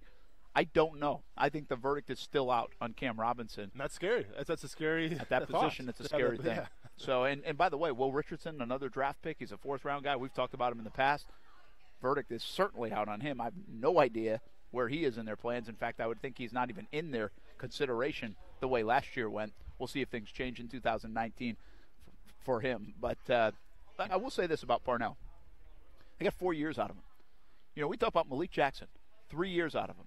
We criticize the team for giving up a 5th-round pick for Carlos Hyde. Okay. But when you sign a free agent offensive lineman, you get 4 years out, and you get some, 31, 44, 57 games. And Malik Jackson, big contract, he gets 3 years, and you get to a Pro Bowl and 18 sacks in those 3 years. That's pretty good production. Mm-hmm. Like, you can knock this organization for a lot of things. Free agents are swings and misses sometimes. Those guys are not swings and misses. I think that's fair to say. I mean, Malik Jackson goes to a Pro Bowl, played at the Pro Bowl level. Jeremy Parnell was never touching that. Mm-hmm. But the fact that he played in a lot of games, hung around for 4 years, they saw value in him. I think you got to give that a good grade for the organization when they went out and got Jeremy Parnell. And look, I don't have all the players in front of me, but one would say that from a free agent perspective, the guys that we have brought in have performed pretty well. Now, obviously, Andrew Norwell is still up in the air. We'll see what happens. Julius Thomas sticks out to me as a guy that did not perform well here in Jacksonville, but from other guys that I've seen, it's been pretty successful. Yeah, I mean, there was kind of starting out with pause a little bit. I think kind of set the tempo. Yeah, they do have some success stories. Yeah. You're right, in free agency. Big reason they went to the AFC Championship game in 2017 because the draft crop that they had developed over these couple of years, well, they played really good ball. They developed and played really good ball. And on top of that, they hit on the free agents, like Parnell, like Malik Jackson, like Tayshaun Gibson, like Barry Church. Who else do I got? That's probably all. I'm sure I'm missing some. But anyway, you get the point. I mean, those are nice hits. But then, of course, you have some misses, too. Like Dante Moncrief sticks out to me. Well, and then, I'm saying in 2017 it looks that way. Oh, yeah. Now you go 2018 and you wonder, because of the year they had, okay, well, they missed on a lot all of a sudden. Is Telvin Smith as good as he was from a draft perspective? Or we thought he was. Barry Church gone right away. Malik Jackson, not a great year. So, again, the wins and losses changed the perception and the perspective of how these guys did in free agency and the draft. But to this point, I think you have to give the organization credit for what they got out of Parnell, Malik Jackson, and our next guy, Tayshaun Gibson. Yeah. What comes to mind when I say Tayshaun Gibson in a Jacksonville Jaguars uniform? Solid. It's actually a guy that I don't want to say I would be nervous that the Jaguars are letting him go because I can see why. They obviously signed a couple guys. They have some young talent coming up. But at the same time, Gibson, the that year that Jax went to the AFC Championship game, Gibson had a lot to do with that, because we always give so much love to Ramsey, and the defensive backs, but you got to remember the safeties and defensive backs, they work together, and they also work with the defensive line. People forget that too, where if you have good coverage, that's where the sacks are going to come around. So, obviously this past year we saw a lot when the Jaguars ran a lot of cover 3. A game that stands out to me is the Dallas game when they played the Cowboys, and just there were some lapses in the zone. I'm not sure who was responsible for all those lapses, but that was an embarrassing game for sure. But as far as Gibson's concerned, man, I thought it was a guy that was solid, a good pickup, a guy that came from Cleveland, who had some pretty good seasons in Cleveland as well. We got him for a low price. It stinks that obviously it sucks that we're letting him go, but it also sucks that we're not getting anything for him, because especially with his contract, with his price, you thought a team would be at least willing to trade something, maybe get. Yeah, I think that's a good point too. I was a little surprised today that there wasn't a move maybe made for Gibson, or yesterday, and I figure he holds some value, and a team that has money to spend, $8-9 million isn't probably bad. I think the Jags would have liked to keep him. I really do. I think the Jags would have loved to have kept Tayshaun Gibson. I think there's a little philosophical difference between him and the coaching staff at times about how much he should be put in playmaking situations compared to how he should play in this defense. But those can be ironed out. I don't think there's that much tension. I think there's just a difference in opinion at times. I think this is, if he was $4 million, they'd be keeping him. Or $5 million, they might even keep him. But the fact that they get to shave some more off their salary cap, this was a big play here. And again, to your point, I was a little surprised. Now, how does he get remembered? I remember him in two different ways. I remember him because I told you this story earlier in the week. Doug Marrone said he was the first guy he called in after the 2017 season when the Pro Bowl nominations came out. And it wasn't to congratulate Malik Jackson and Jalen Ramsey and everybody who went. Calais Campbell, I think the Jags had 5 guys. Telvin Smith. Yeah. Yep. It was to say, hey, man, hey, Gip, you should have been there. Mm-hmm. He really appreciated the way Tayshaun Gibson played in 2017. He thought he played really well. So that's the plus side. For a guy that you sign and the coach thinks you should have been a Pro Bowler, well, that tells me a little bit about his play. The flip side of this, when you go far and when you have plays that change the season or prevent you from going to the Super Bowl like Miles Jack wasn't down, to me, Tayshaun Gibson will always be on the forefront, in my opinion, of 3rd and 18. The fact they gave up 3rd and 18. To me, we've had all different stories on this, by the way. You can put the blame out here on Barry Church, on Miles Jack, on Tayshaun Gibson. I think there are 3 or 4 guys that you could assess the blame to on that play alone. Bottom line is, the Patriots converted on 3rd and 18, and I saw Gibson not at the sticks as a free safety. And so, for me, my eyes went to him. And that's obviously a play that will live in infamy in Jacksonville because along with Miles Jack wasn't down, along with getting conservative at the end of the game, if the Jags stopped the Patriots on 3rd and 18, they win that football game. So I think Gibson, in my mind, will be also remembered for that, but he helped get them there, too. Good football player and a cool dude, too. I really like Tayshaun Gibson, no longer a Jacksonville Jaguar. We are scheduled to have Marcell Dareus join us coming up next. He is a member of the 2019 Jaguars. Why did he decide to restructure? We'll ask him. Coming up next, live from TPC Sawgrass on ESPN 690. Oye, amigo, it is the Dan Le Batard Show on ESPN Radio. Did James Harrison ever tell Ben Roethlisberger to put down the beers and get in a little better shape? Ben's in good shape. He is? Ben looks good. If you say he looks good, he looks good. That's the fine. deal. We think he runs like a skyscraper, but if you say he looks good, that's fine by us. We'll let it go. That's a good thing he ain't paid to run. He paid to throw. The Dan Le Batard Show with the Stugatz on ESPN Radio and ESPN News. Whether you're buying a new or a pre-owned vehicle, your experience should never be anything less than exceptional. Hey everybody, it's Brent Martin of Action Sports Jacks. And if you're considering a new or pre-owned vehicle, I encourage you to go see my friends at the new Jenkins Hyundai of Jacksonville. I'm so impressed with how they treat their customers. They're good people. No one wants to be haggled or pressured at a car dealership. And my friends at Jenkins Hyundai of Jacksonville understand that. And they emphasize a no-risk, no-pressure approach. Their team will get you into the right car at the right price. And if for any reason you are not completely satisfied with your new or pre-owned vehicle, you can bring it back to Jenkins Hyundai of Jacksonville within the first 7 days for your money back. Take it from me. We drive a Hyundai in our family, and I encourage you to visit JenkinsHyundaiofJacksonville.com to schedule a test drive. And you, too, will be impressed at how they treat the customer.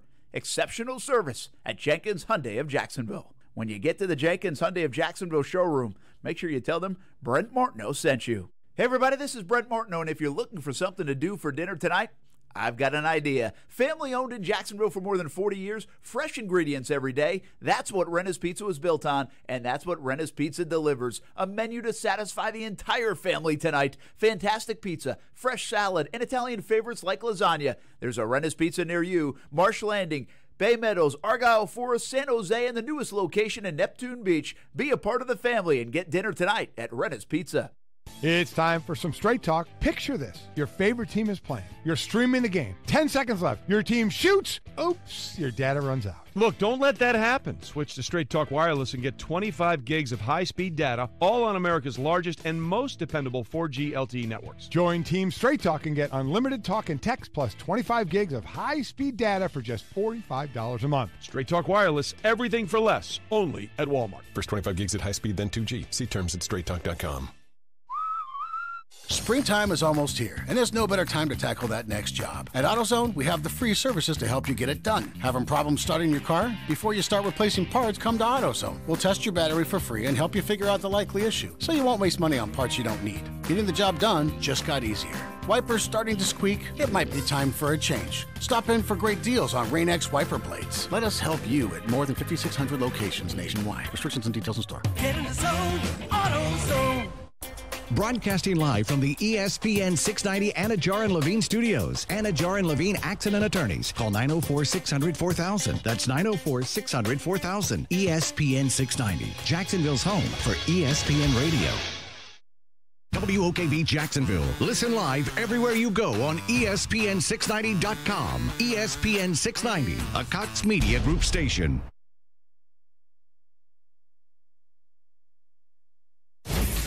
ESPN Radio Sports Center.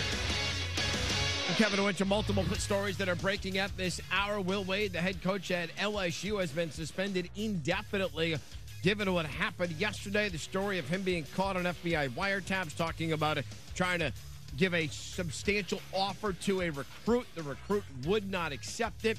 Bottom line, Wade is on the bench for now. The assistant coach will take over on an interim basis. LSU 25-5 on the year, tied for first in the SEC. They get Vanderbilt Saturday afternoon in the regular season finale, and many believe that LSU is a team that could make a run to the Final Four, to the NFL. The Patriots and the Eagles consummate a trade, or at least it will when the new league year opens up next week. Michael Bennett going from Philadelphia to New England. His little brother, Marcellus, won a Super Bowl with New England. Those two have always wanted to play together. Now little brother's thinking about coming out of retirement to rejoin the Patriots so they can team up. Eric Weddle gets a 2-year deal with the Rams. Olivier Vernon traded from the Giants to the Cleveland Browns. With the Vivid Seats app, it's easy to find awesome seats to any game. Go to the App Store or Google Play and download the app and enter promo code CHAMPS at checkout to get 10% off your first order. Don't buy just any seat. Get a Vivid seat. You watch Action Sports Jax on CBS 47 and Fox 30. Now Action Sports Jax is on your radio. Broadcasting live from the ESPN 690 Anajar and Levine studios. Here's your host, Brent Martineau. Hey, welcome back to TPC Sawgrass, home of the Players' Championship. Brent Martineau, former Jags player Austin Lane, with us here on Friday on ESPN 690. Coos back in the studio, pushing all the right buttons here until 6 o'clock, and then we'll hustle on over to the Tom Coughlin J Fund Wine Gala tonight in downtown Jacksonville, which is sold out. What a fun couple of weeks in Jacksonville. And, of course, the NFL league season starts next Wednesday, which means free agency, and we already have a bunch of moves between trades and releases. And what else will happen? And what will happen with the Jags quarterback situation? There's a lot to digest over the next 6, 7, 8 days here in the Jacksonville area. But one thing we don't have to digest is Marcell Dareus going anywhere. Let's bring in Marcell Dareus right now. He joins us via the phone and recently restructured his contract to stay with the Jacksonville Jaguars. What's up, man? How you doing? Hey, we're doing fantastic. How are you doing? And can you tell us a little bit about this restructure, why you wanted to stay in Jacksonville so badly? Well, I'm doing extremely well. I can't call it. Just enjoying myself, family, off time, just recouping and recovering.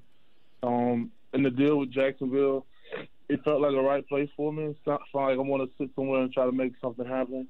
'Cause I know we have the move. I know we have the pieces, and I just want to watch it all develop and come together. So it felt like a good deal to me, and we talked extensively about it, and I'm happy with what we came up with.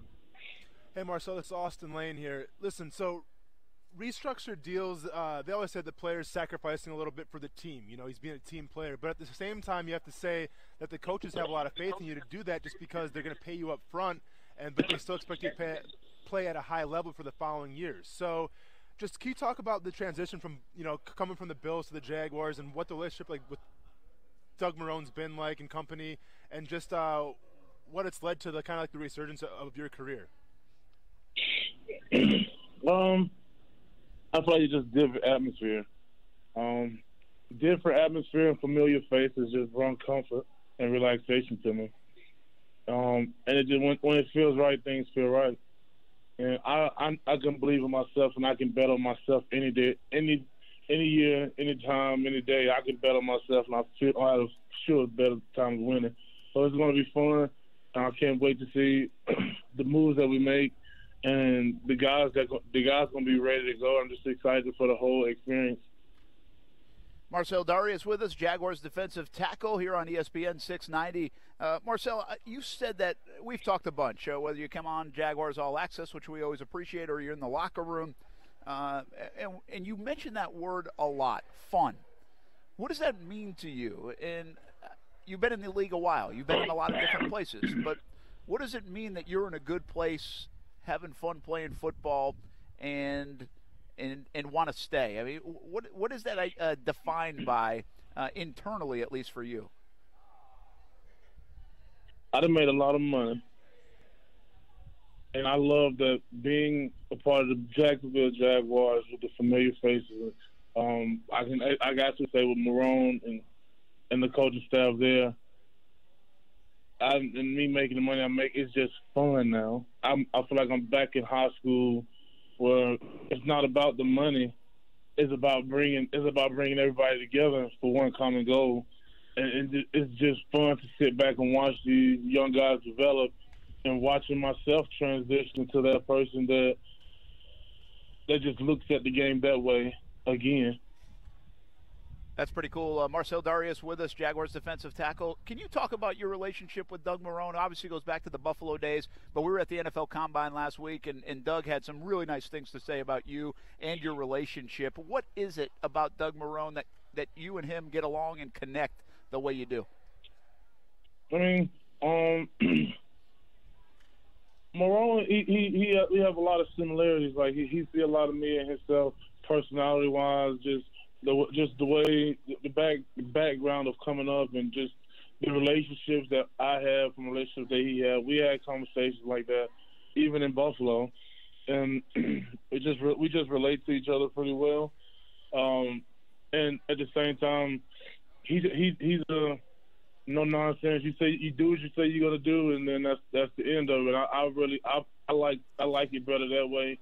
He is just try to cut as much of politics out of it as possible, and him and Coughlin just really straightforward shooters, and just kind of play the game like that. And I agree with it, and I like it. I'm cool with it, because it's just telling me straightforward, hey, this is what we're looking for, and they're straight shooters, man to man. I can relate to it. That makes a lot of sense. Brent Martineau along with Austin Lane and Marcell Dareus joining us here on ESPN 690. Keep you for a couple more minutes, Marcell. We appreciate you joining us. Obviously, today there's some news that Malik Jackson is released, Tayshaun Gibson is released. This defense at times over the last couple of years has been awesome. What did those two guys, in your view, mean to this defense over the last couple of seasons?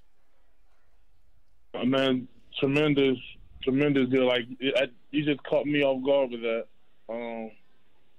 Wait, say that one more time. You caught me off guard with that. Oh, I didn't know you didn't know yet. Sorry about that, Marcell. the Jags announced the release of Malik Jackson and also Tayshaun Gibson as well today, with a couple of other cuts, Jeremy Parnell, Carlos Hyde, and Carson Tinker. But obviously on the defensive side of the ball, for probably salary cap reasons more so than performance reasons, Gibson and Malik Jackson, who played next to you for these last couple of years, has been released. So I didn't know you didn't know that, but now that you do, what kind of impact were those guys in the locker room and on that defense that, again, has been one of the best in the NFL over the last couple of seasons? Man, there's only one word to really explain the way Malik plays and the way he goes about work. He's a general out there. That was my nickname for him. He was a general, Malik, Champagne League.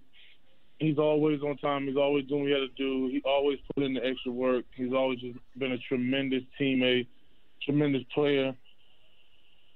And like we all had this conversation. We all understood that it's our business, and we all got to play the game the way it is. Even though if you like it or not, it's crazy to see that. It's crazy to hear that or to see that. I have tremendous respect for both of those guys, Gibson as well. Just gritty, hard-nosed, hard-working, talented, extremely outgoing. I mean, the year and a half I had with them, they impact me in a great deal. They helped me look at my game differently and show me where to take mine and just kind of evolve into the player and the team that we had. It's just crazy to even hear that right now. So, there's my true thoughts about it, and that's just kind of off the top of the head. That's crazy. Yeah, it's really the bad side of the business at times, but this defense has so many playmakers. You kind of figured at one point or another it would be hard to keep all of them. Calais Campbell is coming back. Yannick Ngakoue is a bright young player. Taven Bryan is in his second year. Avery Jones still right behind you, it looks like, at that defensive tackle spot. A guy like Ronnie Harris coming along.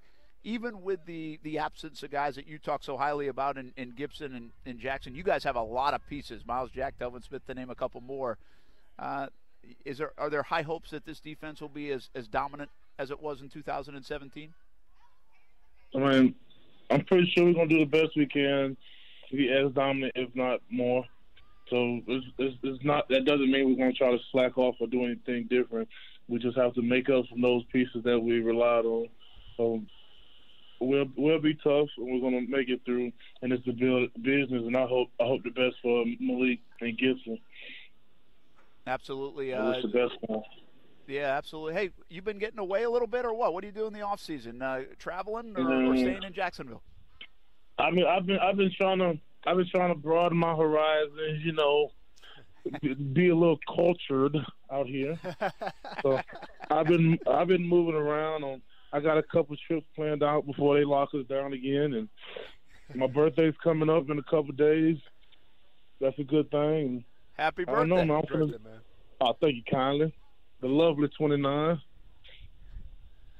Still playing good football at the age of 29. Well, safe travels when you do that. I did want to let you know, like Jalen Ramsey last year came out with a little bit of a hat collection, and Josh Lambo, your kicker, just started a hat collection as well this week. I feel like you could do like Hawaiian shirts or something. I mean, you got a little fashion in you. Yeah, I mean, I don't know what it is. My short, I like the short sleeve button down shirt look. That's kind of my thing. I like to let the stomach hang out. Don't hide the belly, man. Don't hide the belly. Never hide the confidence. I love him. Marcell Dareus, hey, thanks for calling in, man, and enjoy the rest of the offseason, and we'll see you when you get back in to Jags headquarters in April. No problem. You guys take it easy. All right, Marcell Dareus joining us on ESPN 690. He's a fun guy. Dang. He is a fun guy. I mean, he talks. We have him on Jaguars All Access with Calais Campbell and Jeff Lageman and I. And every time he comes on, I feel like he wants to tell you how sexy he is. Yeah. Well, I found it crazy that he didn't know about the releases. You know, Isn't it funny? I ended up breaking the news. I'm like, you kind of told me to ask him a question. I'm like, I had nothing to say to the dude because like I know what he's going through right now. Like I'm sure his mind is just blown from the fact that he has to say goodbye to some teammates. So it's always a rough situation, especially when you find out from you. It's also a reminder. All right, we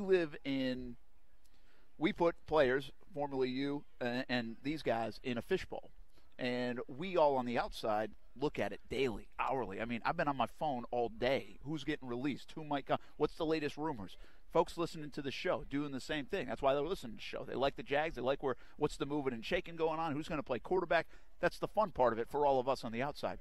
But I've always been amazed at this. And this is not a world we live in, and we can't even relate to it. And now you're seeing it from two different sides. Mm-hmm. But I think the way the players can get in their bubble and zone in on that bubble and just get everything else on the outside to be quiet to them. And not all of them do it. Some welcome the outside noise. Mm-hmm. But a guy like Marcell Dareus obviously is not on Twitter today, is not in front of ESPN or listening to the radio or looking at a newspaper or whatever it might be. He's just not. Yeah. And so it's amazing that you guys, again, you live this life, can compartmentalize it like that. I just can't fathom doing that. And honestly, every player is different, but I can see where he's coming from, too. Listen, the NFL season, it's a long, taxing season mentally and physically. So when players want to get out the offseason, decompress a little bit, like he said, broaden his horizons, I'm all for that. And if that involves kind of putting your phone down a little bit, getting off social media,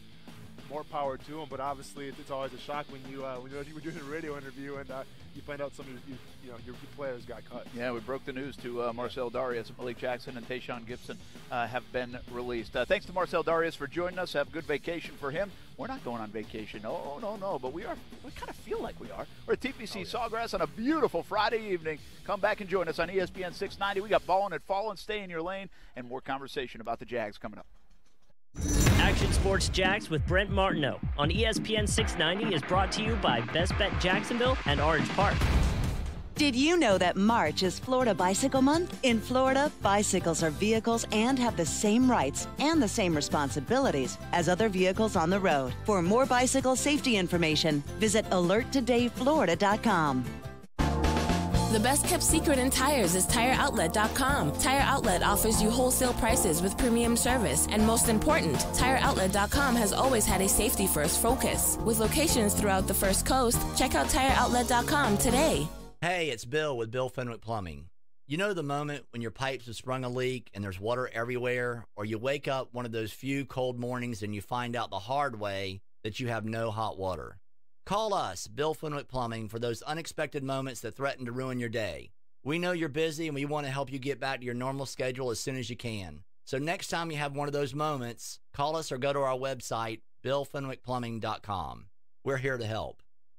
There's just something special about a diamond from Diamonds Direct. I've heard several people say that when they go to a gathering and there's a group of ladies around wearing their beautiful diamond rings, that you can usually tell which ones were bought at Diamonds Direct. That's Ken Holman at Diamonds Direct. And part of the reason for that is the quality of the cut. We control the cutting process, so the diamonds that we sell are going to be the top 2 cut grades that are available to consumers. Truth is, the way a diamond is cut can affect its true value by as much as 50%. So it's no surprise that when Diamonds Direct's owners look at 100 diamonds, they usually only select 5 to sell in the showroom. It's a great feeling to know that every diamond we sell, the cut is going to be either excellent or very good, and that guarantees a beautiful diamond. Diamonds Direct, refusing to settle for anything but the most dazzling, most brilliant diamonds money can buy. You're guaranteed a diamond that was cut properly. Don't compromise on one of life's most important purchases. Buy with total confidence at Diamonds Direct. Get directions and store hours at diamondsdirect.com.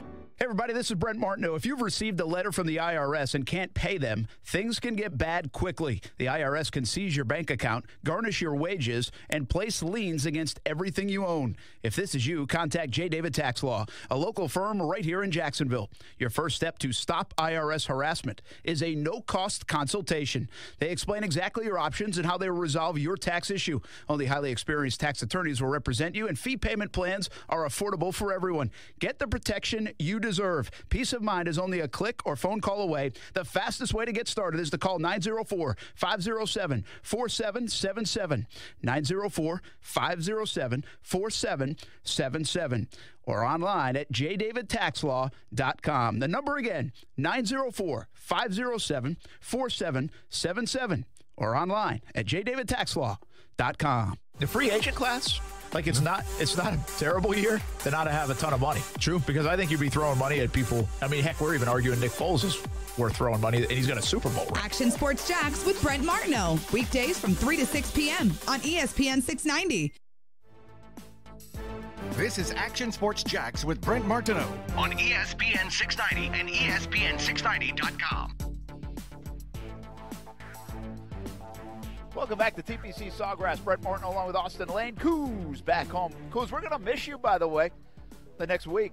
We're not going to see a lot of you. I was saying, man, I was leaving into work today, and I'm like, I live out there. So I was like, oh, I'm so jealous the guys get to go to the golf course, and I have to go sit inside. Can't you, get somebody to cover? I mean, you do a fantastic job. I mean, I guess I could, but, you know. How about this, okay? Talking to my mom this morning, and she's like, who's the other guy that comes? I said, yeah. She's like, Coos? I was like, yeah, Justin. And says, he's fun. He does a good job. You know, all those nice things about Coos. Your mom's a very nice lady and generous. Yeah. Bless her heart. All these nice things. But, so then she says, yep, here it comes. Oh, boy. You remember the show Home Improvement? Yeah, of course. Right? With, what's his name? Tim the Toolman Taylor. Yeah, so Tim Allen, Al right? Borland, yeah. Okay. So my mom says, yeah, I kind of feel like Coos is the neighbor that just peeks out, that you never see his face. Wilson, right? Yeah, Wilson, yeah. I was like, that's a great analogy. Not bad. Like, he jumps in, but it's good when he jumps in. Yeah, but Wilson helped make the show, right? Wilson did make the show, but at least Wilson offered classic advice about life and whatnot. Coos just kind of ticks me off all the time, but so be it. I thought that was a tremendous analogy. Props to Mama Martineau. Can I call her that or not? I think so. Mama Martineau. By the way, is your mom's name Barbara, Justin? Yes. I think she followed me on Twitter today. So please apologize. Please apologize. I will. For her following me and all the making fun that we do of her son at times. And Coos, can you please tell your mom that mine is A_train_92 at yes, twitter.com. I'll let her know. It has to be an even following. You can't just follow half the show. Also accepting Facebook requests as well. Thank you. By the way, I will say this. We should come out here and do the show more often because the camera shot looks fantastic. Oh, yeah. I mean, if I just start doing the show from my backyard, I just got to get a backyard that looks like this. And I'm not going to lie, I was a little nervous to, because behind us there's a little, would you call it a driving range, Brent? I mean, it's the 17th green, but it's smaller. Well, so it's like a little chipping. Well, it's called the 17th hole replica. Okay.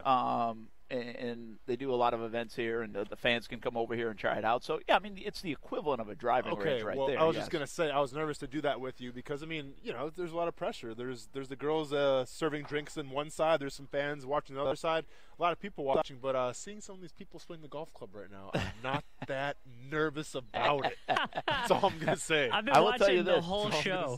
Yeah, have you? Oh, yeah. But watching behind you guys, watching people hit, and I'm waiting I usually use the celebration or the not really reaction as what happened. I will tell you this. There's a debate on which shot is harder. The real one from 127 yards or this one because it's 35 yards. That is not an easy shot. And if you guys look behind me, there's also a gentleman wearing Carhartt bibs right now, and I'm upset that I had to wear a polo shirt and dress up a little bit, and some guy can come wear Carhartt. I think he works here. Well, I hope so. Well, so if you want to work here, you can wear that. Yeah, that'd be a fun little gig. I don't know if he really works here, but I don't think he does. I'm going to go with that. I think he's making a style trend, and I appreciate it. I've got one other thing I've got to get off my chest a little bit. Okay. So today I respond on Twitter to it was Antonio Brown again. So Antonio Brown, I'm not going to do the Antonio Brown rant. If you want to go back to Wednesday's Any show. Any episode that we've ever done, just check it out. Wednesday's show, the first half hour is the Antonio Brown rant. Go check it out on our podcast. Go check it out on YouTube, Facebook, on Twitter at Brent A.S. Jacks. But obviously he didn't get traded to the Buffalo Bills.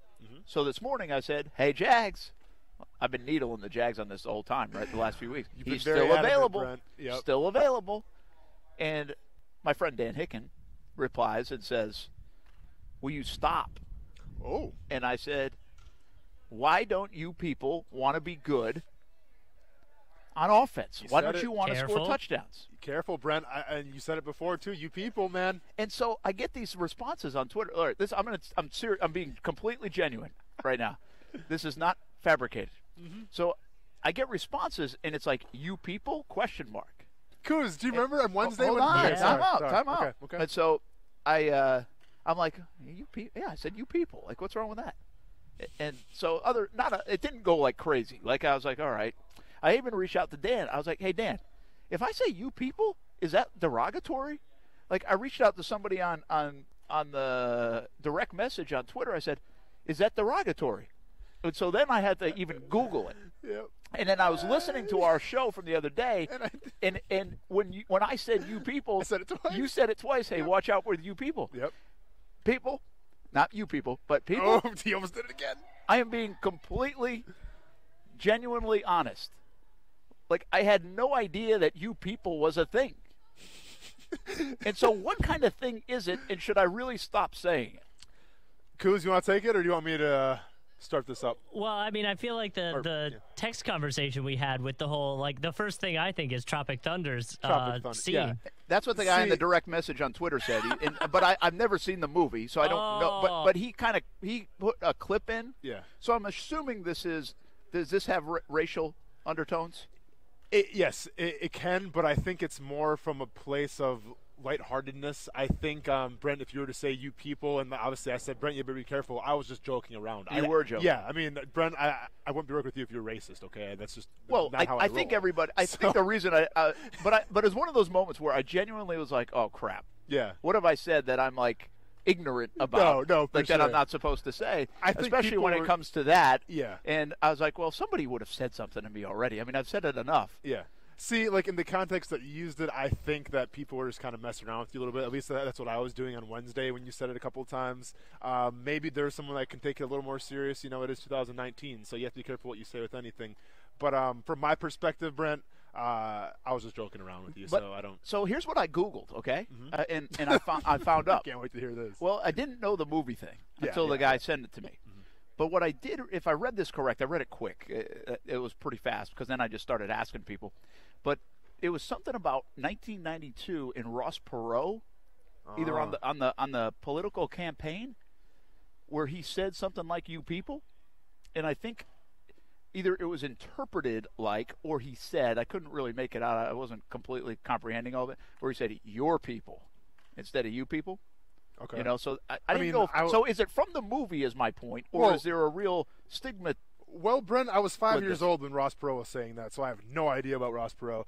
I just know it from the movie personally, and obviously Tropic Thunder stands out. So, like I said, I think you're okay. I'm sure you're going to offend somebody if you say that, but let's be honest, you can offend anybody by saying anything these days. So. But I really could offend somebody by saying "you people," like in general. Like I'm talking about you people, like you Jaguars. You're talking about Jaguar fans that didn't want Antonio Brown. That's the people that you were talking about. Yes.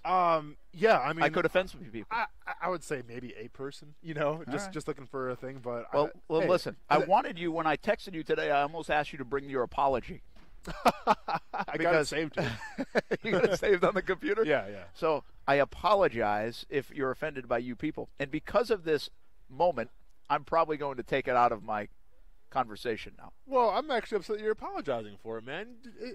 If you don't think you did anything wrong, then don't apologize. Well, I know I didn't intentionally do anything wrong, but it was one of those moments where I do think when we talk about whether race or other things, like that genuinely would have been a moment, like if I really did offend somebody and it became a thing, like I really had no idea. Yeah. That was the moral of this story. Yeah. And it can happen. All of a sudden, Brent brings me on this show. He's getting a little more cocky. Starts getting a little more, liberal with his sayings and whatnot. I see how it is, dude. It's all good. No worries. Okay.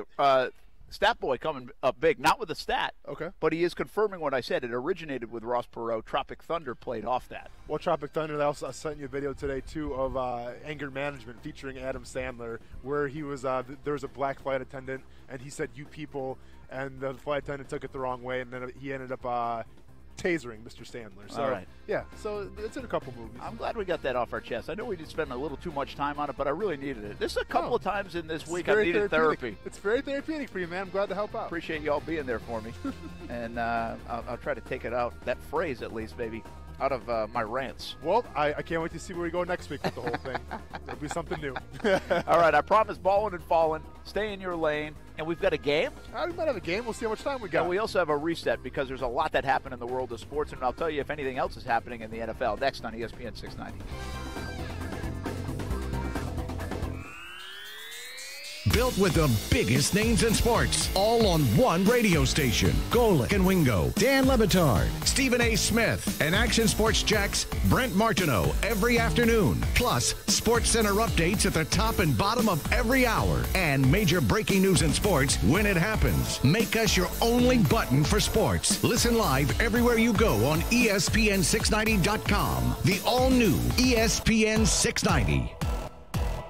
Peace of mind. It's one of the most important things we can have and sometimes the most elusive. I'm Eli Anajar from the law offices of Anajar and Levine. If you've been injured as a result of someone else's negligence, call the law offices of Anajar and Levine at 904-600-4000. Office in Jacksonville. It's hard to beat that new car smell, especially when it's a brand new Hyundai. Hey, everybody, it's Brent Martineau of Action Sports Jacks, and I think we can all agree there's something to that new car smell you just can't beat.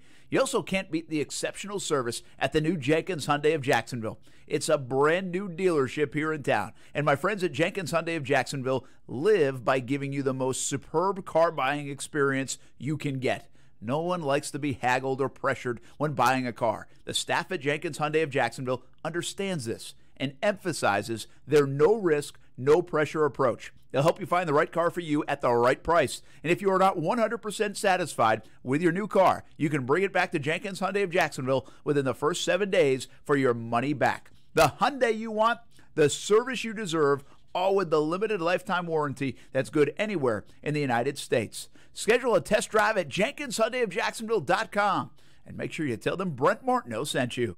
The Red Cross responds to nearly 66,000 disasters every year, most of them house fires. Red Cross President and CEO Gail McGovern says you need to develop an evacuation plan and practice it, especially with your children. It takes just 2 minutes for a home to be engulfed in flames. Practice those drills. We all think our kids know what to do. They don't. We need to teach them. We have started a large campaign where we're going into vulnerable communities and helping install smoke alarms. Already 92 lives were saved, and 4 of those lives were saved by a 5-year-old girl who remembered what we taught them during these fire drills, and she got her family out. We also have a slew of free apps that people can download onto their smartphones. It's what to do in every kind of disaster you can imagine, how to prepare and how to recover. To help support all the Red Cross does and to make a financial donation, go to redcross.org. That's redcross.org. You look at the way Paul George is playing, and you look at Russell Westbrook. I don't think anybody can deny Oklahoma City may be the biggest threat to the Golden State Warriors. The Stephen A. Smith Show, weekdays from 1 to 3 p.m. on ESPN 690. You watch Action Sports Jacks on CBS 47 and Fox 30. Now Action Sports Jacks is on your radio. Broadcasting live from the ESPN 690 Anajar and Levine studios. Here's your host, Brent Martineau. Boston Lane, too much muscle. He is taking the shot at the 17th hole replica, testing the wind right now. Par 3, 35 yards away. Camera rolling off the top of the net and in. That's the way to use it, is get the screened porch and then on the green. You did it twice. Austin Lane taking a couple of shots here at the 17th hole replica. Be honest, TPC not Sawgrass. bad. No, I'm telling you what, man. What did we discussed this before? Have you ever played a full round of golf? When I was a kid, when I was like in middle school, I did. Okay. And then I stopped playing, and then last year I played a round with my father-in-law. I felt bad because I lost literally all his golf balls that he had. In the water and woods and stuff. So I don't play at all. Well, you have become a better athlete because you have a pretty good golf swing for a guy who does not play at all. Yeah, I mean, I would say you have a very good golf swing. Oh, thank you. The problem is they don't have any lefty clubs out there. Well, start being normal, Brent. What So can I tell you? might have to take a swing righty, and we have one long segment here up until the top of the hour. Okay. And so you may have to cover for me. No, that's no problem. Eventually. But do I see any more golf balls left? Did you put one in the bag there? It was close. Don't worry. We can go. I can just crawl up there and get some more for you if you want. Take a swim. But I'm going to be honest, though, Brent, fast greens today. Fast greens. That should not matter with this shot if the fast greens or not. You'd be surprised. All right, let's get to it. Ballin' and fallin'. What you got? Ballin' and fallin'. Well, ballin'. These guys are actually considered the opposite of balling, but I had to put it someplace in the segment. So, urine collectors. Brent, have you ever heard of a player missing the last play of a game because he had to use the bathroom? Have you ever heard of that? I've not heard of that. Well, not the last play of a game. I've heard of a play. Exactly, the last play of the game for using the bathroom because a drug test. Okay, so Otto Porter Jr. of the Chicago Bulls was forced to miss the final possession of the game because he was going to the bathroom. Why was he going to the bathroom? Because as the 76ers, and Kuz, I'm sure you're watching this one, failed to convert an inbounds alley-oop play with 0.5 seconds left in the game, players were heading off the court because they thought the game was over. Well, they brought him back on the court, and as Porter was in the bathroom, because I guess right after the game you have to get drug tested. Did you just say porno? Porter, sorry. As Careful. Porter was in the locker room, they brought him in to get tested, and unfortunately he missed the last play of the game, but thankfully the Bulls still won. All right. Well, there you go. How about I got ballin', and it's my man Antonio Brown.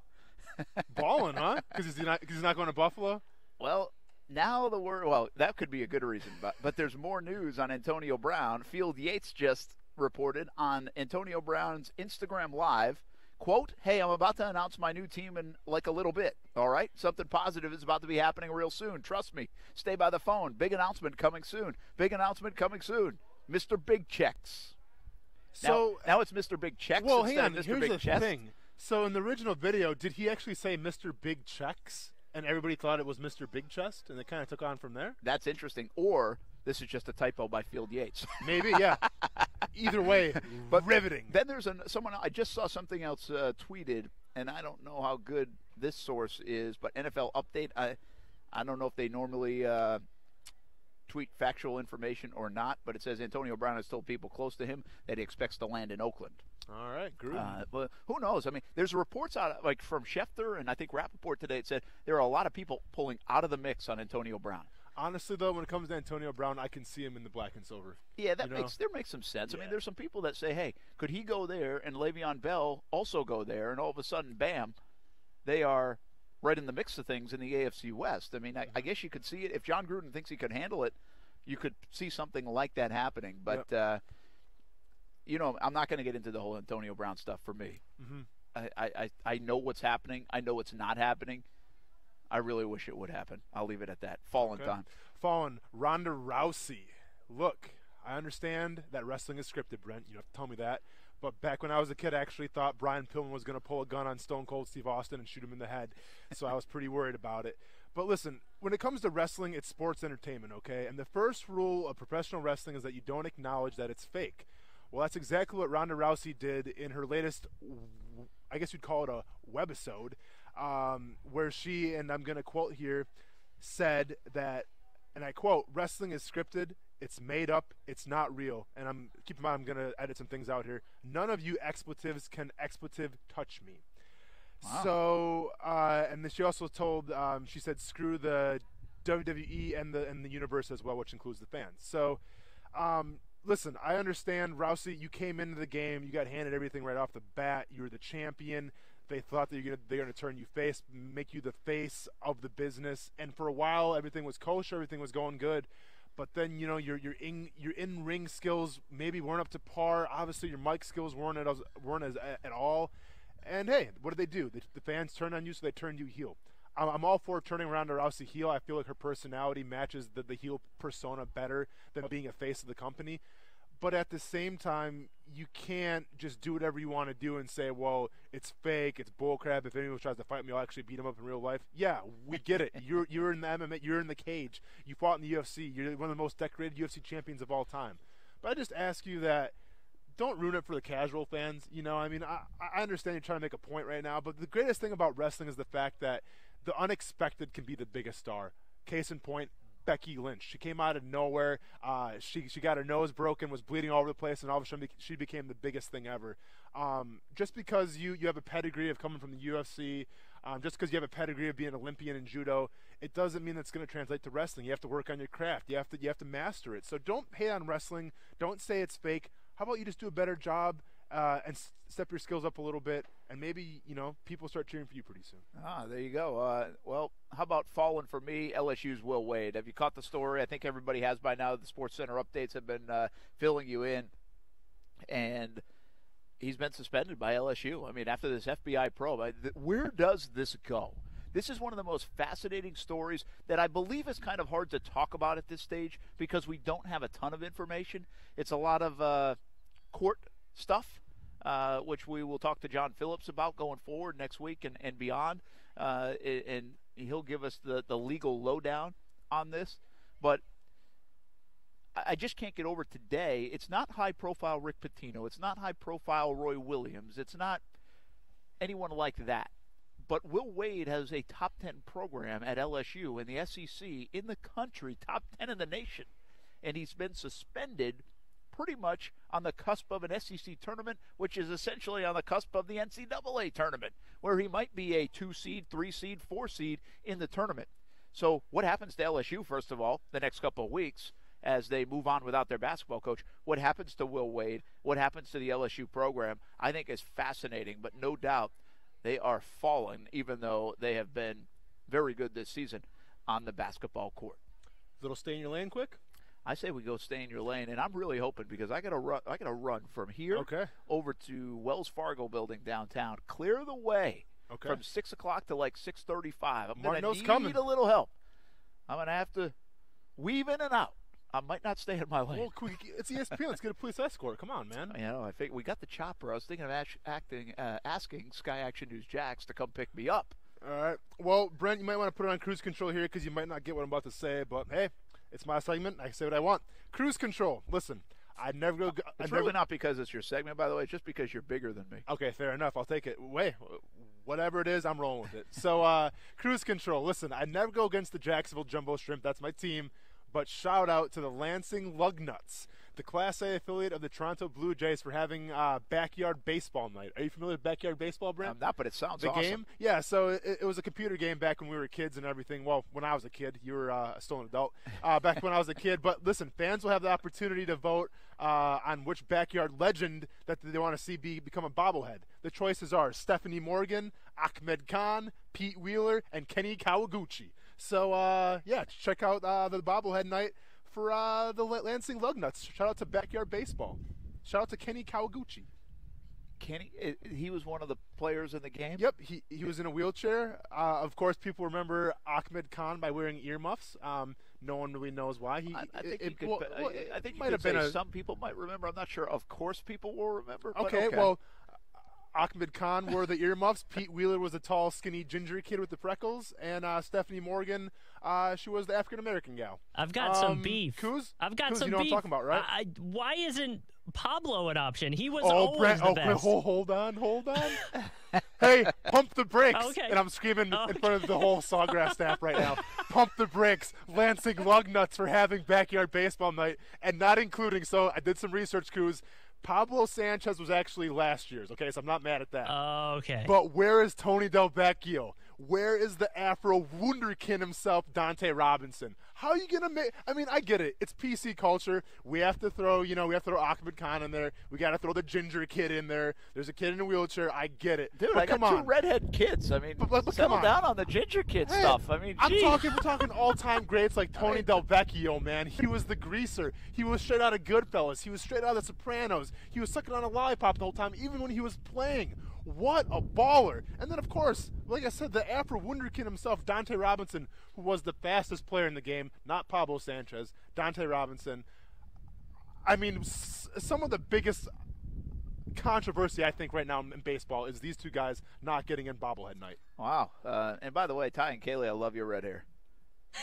I mean, I'm not against red hair. I'm just saying in the PC culture, it's funny how we can't just get Tony Del Vecchio and Dante Robinson. You're upset about that. I mean, that was the most amped up you got all day. In fact, these backyard baseball spent a lot of time playing. These two young ladies over here at the bar area, they were serving early. Like, I don't remember serving this guy that much stuff. Why is he so angry?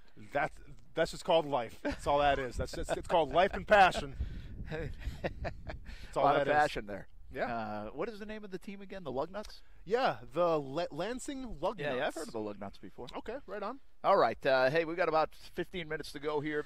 We are live at TPC Sawgrass. If you're watching us on the video stream, well, you're welcome, first of all. Doesn't this look great? I mean, if you're going home on a Friday right now and you don't have a backyard that looks like this, but if you just have a backyard, sit out on the patio, the lanai, as they call it down here in Florida, and you go have a little cocktail tonight, adult beverage, maybe grill out. Man, it's a beautiful night in Jacksonville. I mean, it's cooled down a little here. We have a fantastic setting, and we will take you all around the beautiful TPC Sawgrass over the next week. We'll have different locations we broadcast live from. Come out today. We had a lot of things going on, so we decided to do the show from here. They also had a little how was the food anyway? Oh, yeah. It was good? Yeah. I didn't even try it. That was a winner for sure. Yeah, now, we didn't try the drinks, although it seems like you have, but I promise, folks, he hasn't. Dude, I'm telling you, it's backyard baseball. You have to be passionate about that. Shout out to Pablo Sanchez and shout out to the Wallabies back in the day. That was my team, the Wallabies. The Wallabies. And one other note to pass along from a Players' Championship perspective, and I will make sure I get the information correct. And I'm just going to say it wasn't the Wallabies, it was actually the Wombats. The Wombats, yes. Sorry, Wombats. Sorry. The fan shop is opening early tomorrow from 10 a.m. until 4 p.m. Sunday from 10 a.m. until 4 p.m. No ticket required. No golf to watch tomorrow and Sunday. Free parking in the general lot, which is off Palm Valley Road.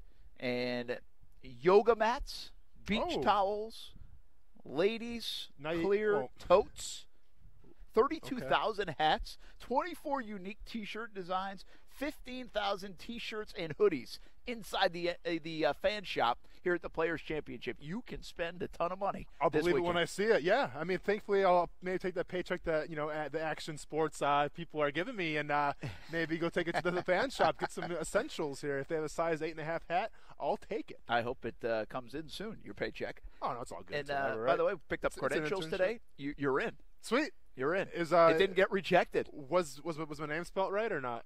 Yeah, I put it in. I put the request I'm just saying, in. Hey, I'm just saying, when it came to Daytona, AUSTIN. Was it really? Oh, yeah. Yep. Oh, I put that one in, too, but I spelled it right. Interesting. You complimented me at one point when I spelled it correctly. I did. You were surprised. So most people spell it IN. Oh, everyone spells it IN. That's right. I mean, basically, it's just me and Jane Austen, who I was not named after. So don't start spreading rumors, everybody. But. Okay. My wife has the same problem because she's Stephanie with an F. Ooh. Which is pretty unique. But so does she go by Stephanie or Steph though? Steph. Yeah. Okay, yeah. But no, I hear you. Stephanie with an F is rare. Yeah, special. It's a little unusual. Okay. She's not unusual. Just in case she's nice listening. Save, Brent. Just in case she's listening. All right, let's put a bow on the show and a recap because there's a lot that's happened in the NFL today and really with the Jacksonville Jaguars. How do we see this landing? Okay, we're going to come back on a Monday after this weekend. And Carlos Hyde, Carson Tinker, Malik Jackson, Tayshaun Gibson, and Jeremy Parnell have been released. They cleared some $30 million in cap space. The cap's not a problem right now at all. Blake Bortles will most likely be released at some point in the next week, we think. That many people believe, and I'm with those folks. That will clear a little bit more space. And now the league year, we come back on Monday. The rumor mill is rampant because now you can talk to players. So at 12:01 Monday morning, the Jaguars and Nick Foles' agent can get on the line and start hammering out a deal. Give me your guess at when on Monday or Tuesday, or will it take till the league year opens on Wednesday, that we find out Nick Foles is a done deal. They've agreed on a 3-4 year contract, whatever it might be, and he's coming to Jacksonville. Listen, I think it's going to take longer than people are going to predict, just for the simple cause that when we're talking Nick Foles, we're talking about a guy who's going to want the top dollar, as he should. He's going to be the highest ranked free agent quarterback. And if it was my team, if I was the GM, I'm not paying you more than $20 million. Now, I don't know how Foles thinks. I mean, I feel like he's definitely a team guy. He's a team player and whatnot. But listen, money's money. And if he's asking for over $20 million, there might be some negotiations going on, especially if there's another team that we're not talking about right now that might come in and try to swoop him up as well. So from that perspective, I think we're going to see this situation take a little longer unless Foles comes for, maybe that $17, $18 million that people are hoping for. If that's the case, then, we go, hey, Foles, $18 million, take it or leave it. He sees the market. He's like, all right, well, I don't really have a choice. And, it's all gravy from there, but keep an eye on it because it might be drawn out a little bit. Yeah, I think by late Monday night we'll have a good feeling of what's going on there. I think it will take a little bit to hammer out. I've said this all week long. It's not a done deal on a couple of fronts. One, a team could jump in. Two, the bigger reason why I don't think it's a done deal is this negotiation won't be that easy. Sure, Nick Foles is smart. He wants to lead a team. He wants to lead an organization. But like you said, money still matters. Money matters to the agent because it affects his next deal that he might make if he's got another quarterback or whoever else. And money matters to players because you make as much as you can in the NFL before they cut you loose. All you have to do is see what happened today with Tayshaun Gibson and Malik Jackson and others. And, Brent, it's like I always say, it's not about the money, it's what the money says. If they offer him Blake Bortles money that's saying, we value just as much as we value Blake Bortles, I think Foles camp's going to be like, you're better than Blake Bortles, we want more. Well, not only that, but you almost sign a deal, and I don't think you look at this as a player, but I think your agent looks at it as you sign a deal so the next guy who signs a deal can get more. Right? You keep climbing the ladder. Yeah. And look where we are in salaries, and that's what's happened. It's all about the wheel of progress. That's right. And I think there's a belief in that because that's kind of from a players' association standpoint, that helps the player. That helps future players. That helps current players that are going to be free agents. So, but my point in this is I think it will take a little bit longer than some people expect because of that. I think the agent will play a little hardball, and the Jags have every right here to play hardball. I don't necessarily think they will unfairly lowball him. But I do think they will look at the market and they will call the bluff and they will say, listen, we want to craft this deal. We want to give him money. We want to give him what's fair. But we also want to craft this deal the way we feel like we can handle it in 2019 and beyond. So I think it's more for the Jags, not necessarily the dollar figure, but how they can craft it.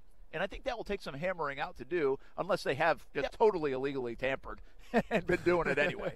And by the way, from an optics point of view, I think it's important this doesn't happen at like 12:05 Monday morning.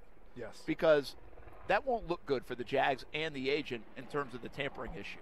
I think you could have the NFL looking into that because of all the reports of Nick Foles. This is still a connect-the-dots story. But, again, if you put my house on it, I think it will be a done deal. I think it could happen late Monday night, early Tuesday morning. And then the whole, at least that domino falls for the Jags. Then when do they release Blake Bortles? And who else do they get? I think Jesse James is someone who they'll have a real chance at the tight end. I think they might even look at one of these safeties. Yeah. To try to add to what they have. Again, you can't rely on just one spot. I think they'll look at a mid-level pass rusher next week. Yeah. But what happens in the new league year, too, is the blockbuster guys go early. Well, this is kind of a weak free agent class all in general. And then the next is a second wave. And I think the Jags will be involved in the second wave when you're looking at the safety, the pass rusher, maybe even a veteran wide receiver. Even offensive tackle, too, maybe a guard. Good point. They will. Be in the market as they will get somebody. Yes. It won't be like, whoa, look what they got. Yeah. But they will cover their bases so they don't get pigeonholed in the draft a couple months down the road. Exactly, without a doubt. So those are the big stories with the Jags. There's big stories all around the NFL. Mm-hmm. Do you think Antonio Brown, we find something out by the end of the weekend? Or is he still floating around on Monday? Mr. Big Checks. Listen, from a perspective, people are predicting Oakland. I think that's the perfect spot for him. I can see him rocking that silver and black, so I'm going to say by the end of the weekend, yes, Brown would have made a decision, and I guess I'm going to hedge my bets on Oakland. Yeah, it's probably a good bet. Somebody's going to jump in here, and Pittsburgh has to take less than what they wanted initially. Yep. I think it's as simple as that when it comes to Antonio Brown. Go get him, Jags. Go get him, Jags. Give up one of those third-round picks. If that's it, I'm getting excited. It's not going to happen, but I would do it. Giants agreed to trade Olivier Vernon to the Browns. Yeah. Olivier Vernon, I always think this is interesting. Did the Jags actually get lucky a couple of years ago? They were in the Olivier Vernon sweepstakes. He chose the Giants because he thought he wanted to play in New York rather than Jacksonville. That was really why he chose it. For sure. Jacksonville threw a lot of money on him. We don't look at things this way a lot. But did the Jags get lucky not getting Olivier Vernon? He has not lived up to that big deal. He's really underachieved. They now traded him away, and the Jags did end up with a couple of pass rushers in Yannick Ngakoue and Dante Fowler Jr. are pretty good, especially Yannick Ngakoue, who you're going to sign to a long-term deal. So it feels like the Jags actually benefited from the Olivier Vernon decision. Without a doubt, yeah. Which you don't always look at deals that way, but that's a pretty good break. No, at the end of the day. I guess you can say we kind of dodged the bullet on that one for sure. A guy that's really underachieved. We'll see how he fits in with the new franchise. You know, Cleveland's really making some moves right now. They're in it to win it, so it'll be interesting to see what happens. By the with way, the rest of free if agency. Olivier Vernon can live up to what he is, and you put Myles Garrett with him, now that's a formidable duo. This Cleveland team, they have fixed things in a hurry. Not mad at it. And they've always been a bit more talented than their record indicates. But Cleveland is something to watch now. I mean, for real, something to watch. It's a matter of if Mayfield, to me, takes that step. You know, can he take the step? He showed highlights and flashes, but will he take the step to be a really good quarterback in the NFL? Eric Weddle goes to the Rams. Rams aren't giving up on this coming off a Super Bowl appearance. Well, is it finally announced? I mean, I know it was a rumor. I don't know if it. Well, these are all rumors until they get announced on Wednesday. Yeah, but listen, Weddle wants to play for a Super Bowl contender, obviously. The Rams are that, so it's not a bad pickup for the Rams. Probably maybe I see it's probably a 1-year deal, but we shall see. Kuz, are you not allowed to talk to your better half until she's actually absolutely done with the Players' Championship? No, we've been texting back and forth today. Oh, okay, because she's here. Yeah, she sent me a Snapchat. I was gonna say if you, yeah. if you weren't allowed to even talk to her. I don't know if it was off limits, because she's so busy until March 18th. Yeah, no, we hardly see each other until it's over. But we've been texting back and forth. Okay, good. Well, we'll say hi for you at the very least. Yeah, okay? yeah. Tell her I say hi. All right. And who says hi, by the way? She says hello. Yeah, she says hello. She says she's not even mad at you, Kuz. Oh, that's good. Not like us. We're just the ones usually mad at you. Oh yeah, I'm still mad at you, man. All right, Kuz, you got big plans this weekend? Yeah, probably some drinking, hanging out at the house, relaxing for next Probably week. some drinking is his first Big answer. Big plans, probably some drinking. What a life. What an alcoholic, yeah. If anybody's interested in my plans, I'll be going to Jackrabbits on Sunday to watch the Joy Formidable, little punk band from England. Hey, if I'm in the mosh pit, come say hi to me, and we'll get real crazy. I don't understand a word you just said. Joy Formidable, mosh pit, Jackrabbits. Come say hi to me. Hey, Marcell, Dareus, thanks for joining us. Josh Lambo, thanks for joining us. Ricky Carmichael, thanks for joining us. This has been a lot of fun out of TPC Sawgrass. We'll be here all next week as well. For Kuz and Austin Lane, I'm Brent Martineau. I'll see you on TV live from the J Fund Wine Gala coming up at 6:50 on Fox 30. Have a great weekend, everybody. I'll see you guys in the mosh pit.